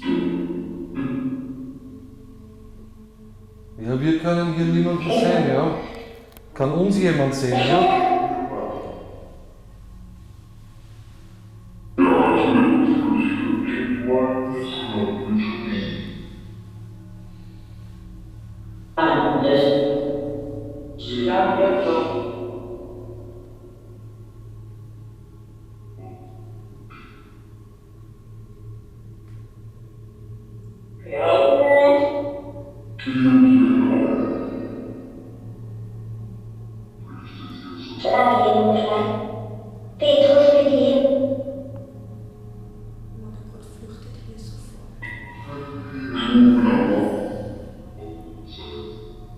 Ich hab's auch gehört, flüchtet hier sofort.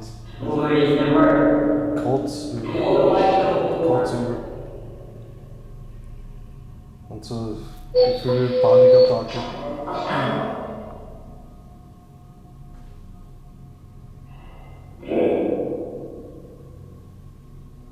Fühlt ihr euch von uns gestört?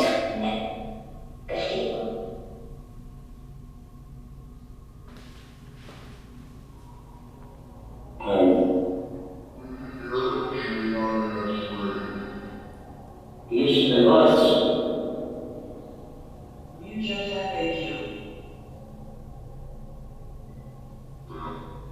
In der Weihnacht.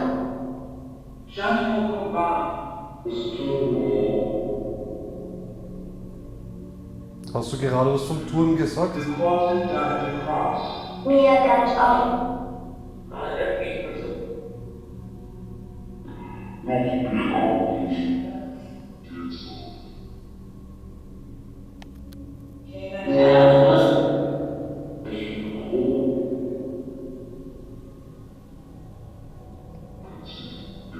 Wer hat denn vorhin in den oberen Räumen gespielt?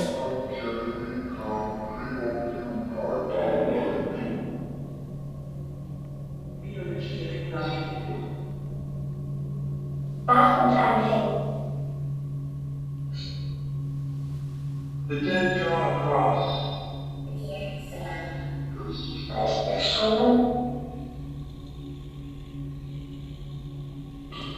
Oder zweimal was mit Geister jetzt. Ja. Clear that. Die Mauer. Du darfst gerne auch was fragen. Ja. Kommunikation. Eingekehrt.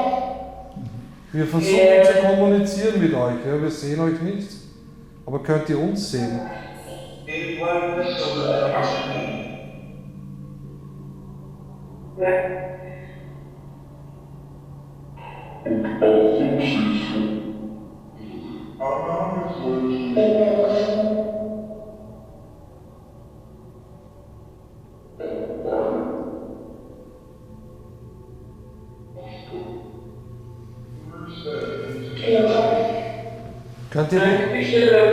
Könnt ihr bitte noch ein Geräusch machen, ein lautes hier?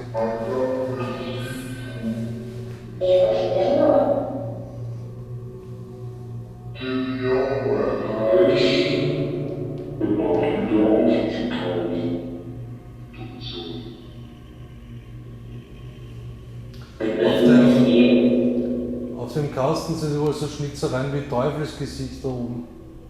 So schaut es auf jeden Fall aus, ganz arg. Kann wer vor euch kurz herkommen?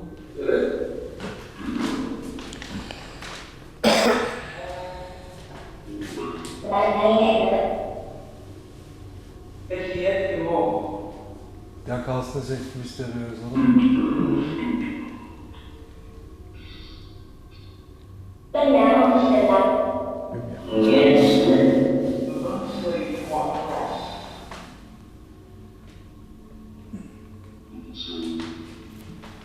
So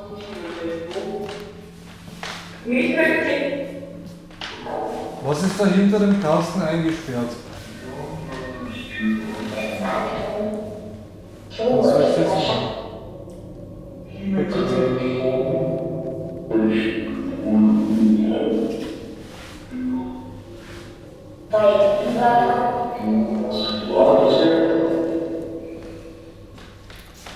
Tunnel. Zwischen viel Angst.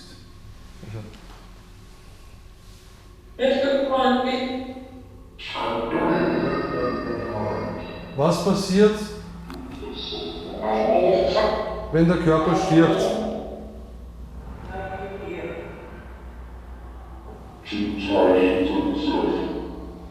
Was ist euch passiert?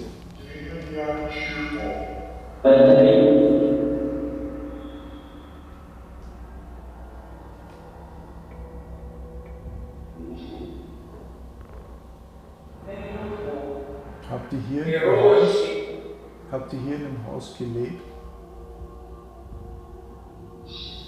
Oder in dem alten Haus?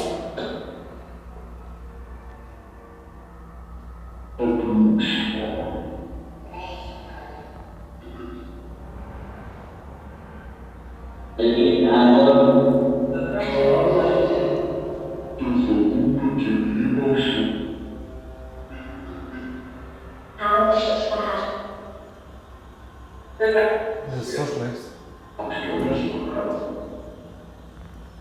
Das fällt mir schon langsam auf, jedes Mal, wenn ich Portal mache, wird mir entweder schlecht oder bin weggetreten oder. Ist jetzt gerade zu helfen. Bitte? Zu helfen ist jetzt gerade ausgegeben worden. Wollt ihr helfen oder könnt ihr auch dem Alex helfen, wenn ihm schlecht ist? Das glaube ich weniger. Wenn, dann ist es eher so, dass ich was wahrnehme und deswegen ist mir nicht gut. Das ist jedes Mal beim Portal irgendwie so das Gefühl, als sollte ich das vielleicht lassen.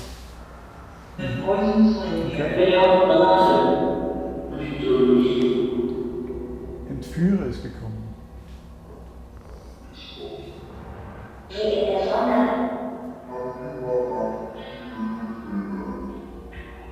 Gibt es einen Himmel?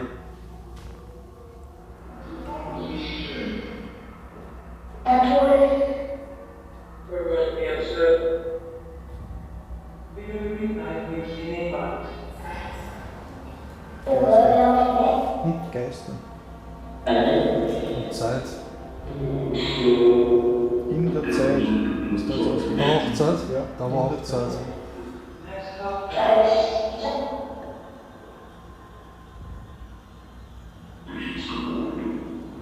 Gibt es ein Fegefeuer oder eine Zwischenwelt zwischen Himmel und Hölle?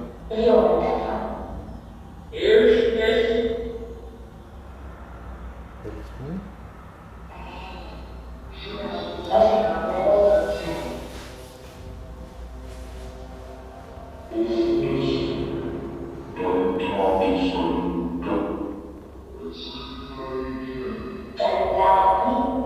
Sollen wir gehen wieder?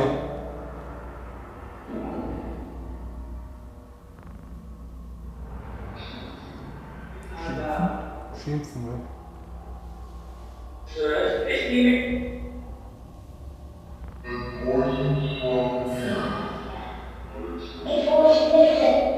Alex muss. Sie ist einfach verstanden. Ja, Alex, was habe ich verstanden?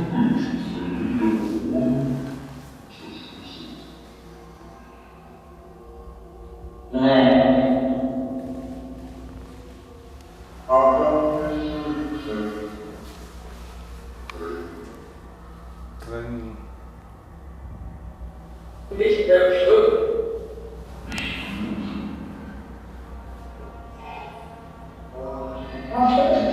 Wieder Zeit. Was meint ihr mit Zeit?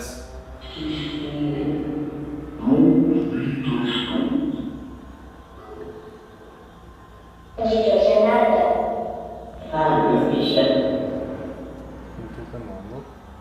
Das ist ein Zustand. Geister. Wieder. Nicht hören, oder? Könnt ihr mich hören? Wir hören dich.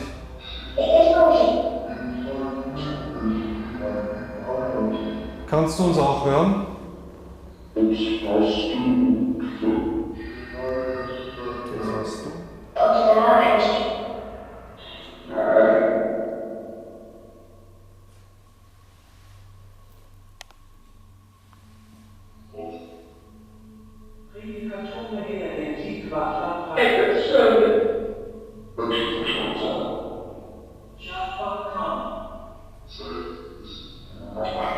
Ich habe jetzt Zeit sehr oft schon gehört. Ja.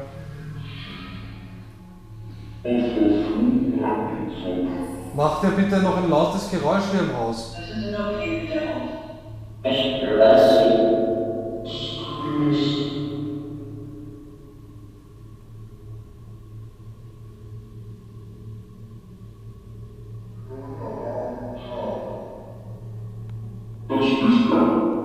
Das ist laut. Riesiges gekommen. Davor sagen sie mir. Da ist jemand. Ja, wir sind hier. Wer ist denn dort? Der helle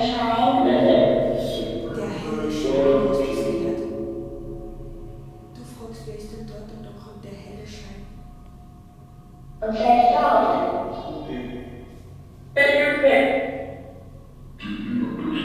Wer ist denn dort? oder irgendeine grüne,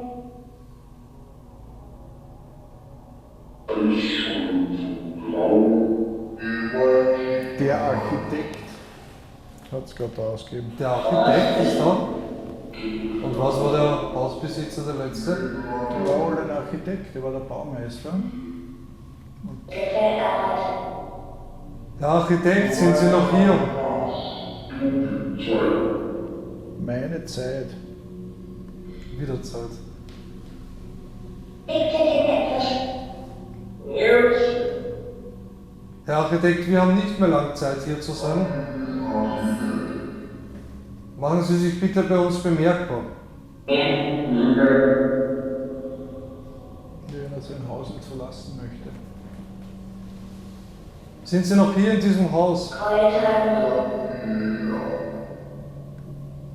Und können Sie uns wahrnehmen? Lassen Sie es. Steht da, oder wie? ich schwöre Lassen Sie. Wir haben schon, wir sind in Gefahr, lassen Sie es. Geister. Mir schlecht. Ja. Bin mir nicht wohl. Sollen wir es lassen? Sollen wir gehen?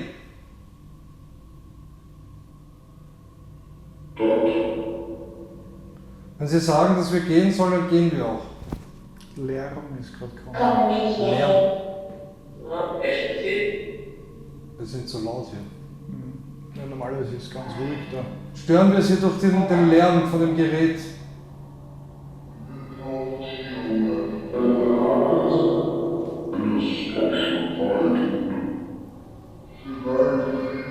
Das sind wir.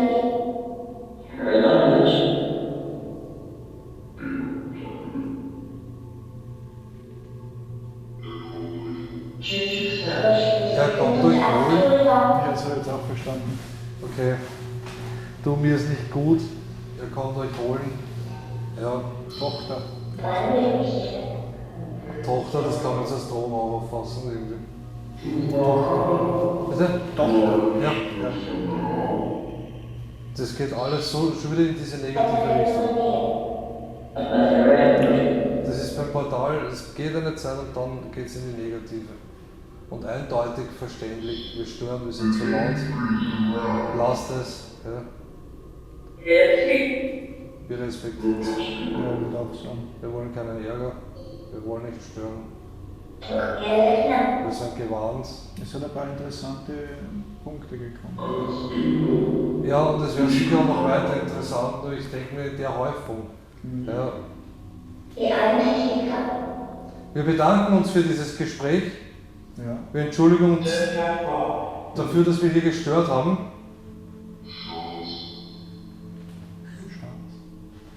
Chance, ja.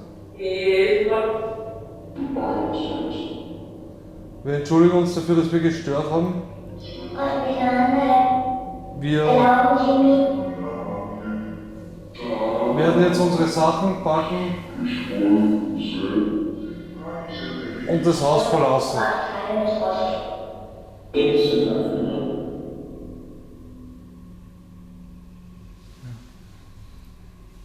Dankeschön. Danke.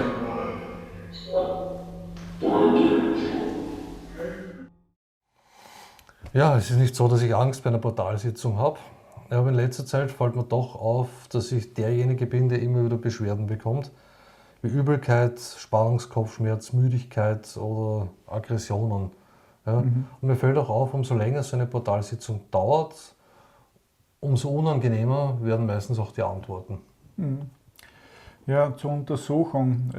Es war zugegebenermaßen nicht die ereignisreichste Ermittlung, die wir bisher hatten. Und leider hört man eben diese Schritte und das Lachen nicht. Das wäre echt sensationell gewesen, hätte auch gut gepasst. So kann man halt leider diese Erfahrung nicht teilen und es ist halt jedem selbst überlassen.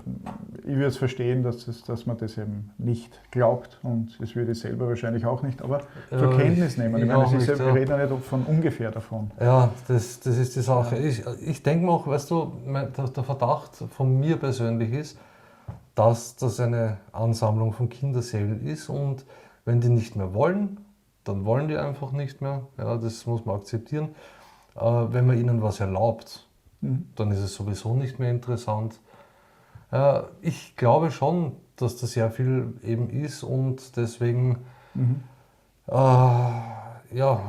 war Corinnas Recherche, hat auch eben ergeben, dass eben sehr viele Kinder dieses Geschlechts verstarben. Ja, aus unbekannten Gründen teilweise. Ich glaube, das war aber früher sehr oft der Fall, dass sowas passiert ist. Und ich glaube auch, dass das Haus eben diesbezüglich über die Geisterwelt sehr viel verraten kann, wenn man mehr Zeit darin verbringt, wenn das möglich ist. Mittlerweile hast ja du noch einmal mit der Besitzerin gesprochen und erfahren, dass wir nun doch noch mal hinein dürfen. Das ist einmal mittlerweile klar, das ist super. Was gibt es noch zu sagen? Ja, sonst, also wir werden jetzt, so wie wir es auch bereits erwähnt haben, schauen, dass wir die Untersuchung darauf ausrichten, dass wir genau die Hotspot-Räume aufsuchen, dass wir mehr hinhören und hineinhören, vielleicht ein paar Triggerobjekte, wie du auch erwähnt hast, für Kinder hinlegen und schauen, ob wir da diese Geräusche und Schritte und Stimmen vielleicht doch noch bannen können. Sozusagen stationär, vielleicht in dem Raum, wo der Kasten ist, wo wir dieses Sesselrutschen gehört haben. Ja.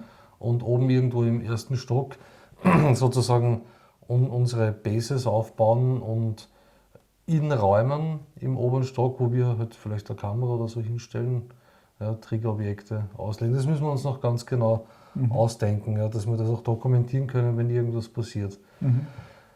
Ja, wie gesagt, ich glaube hauptsächlich, dass es hauptsächlich Kinder sind, die dort sind. Genau, an der Stelle möchte ich noch sagen, wenn ihr über unsere Orte, weil wir nicht jeden Ort jetzt in den Videos bekannt geben und ganz genaue Details, aber wenn ihr da mehr darüber wissen möchtet, könnt ihr uns gerne über unsere Homepage kontaktieren, www.psivienna.at. Da bekommt ihr dann die Antworten die Fragen, die ihr stellt. Ja, genau. Genau, also einfach gerne Kontakt zu uns aufnehmen. Ja.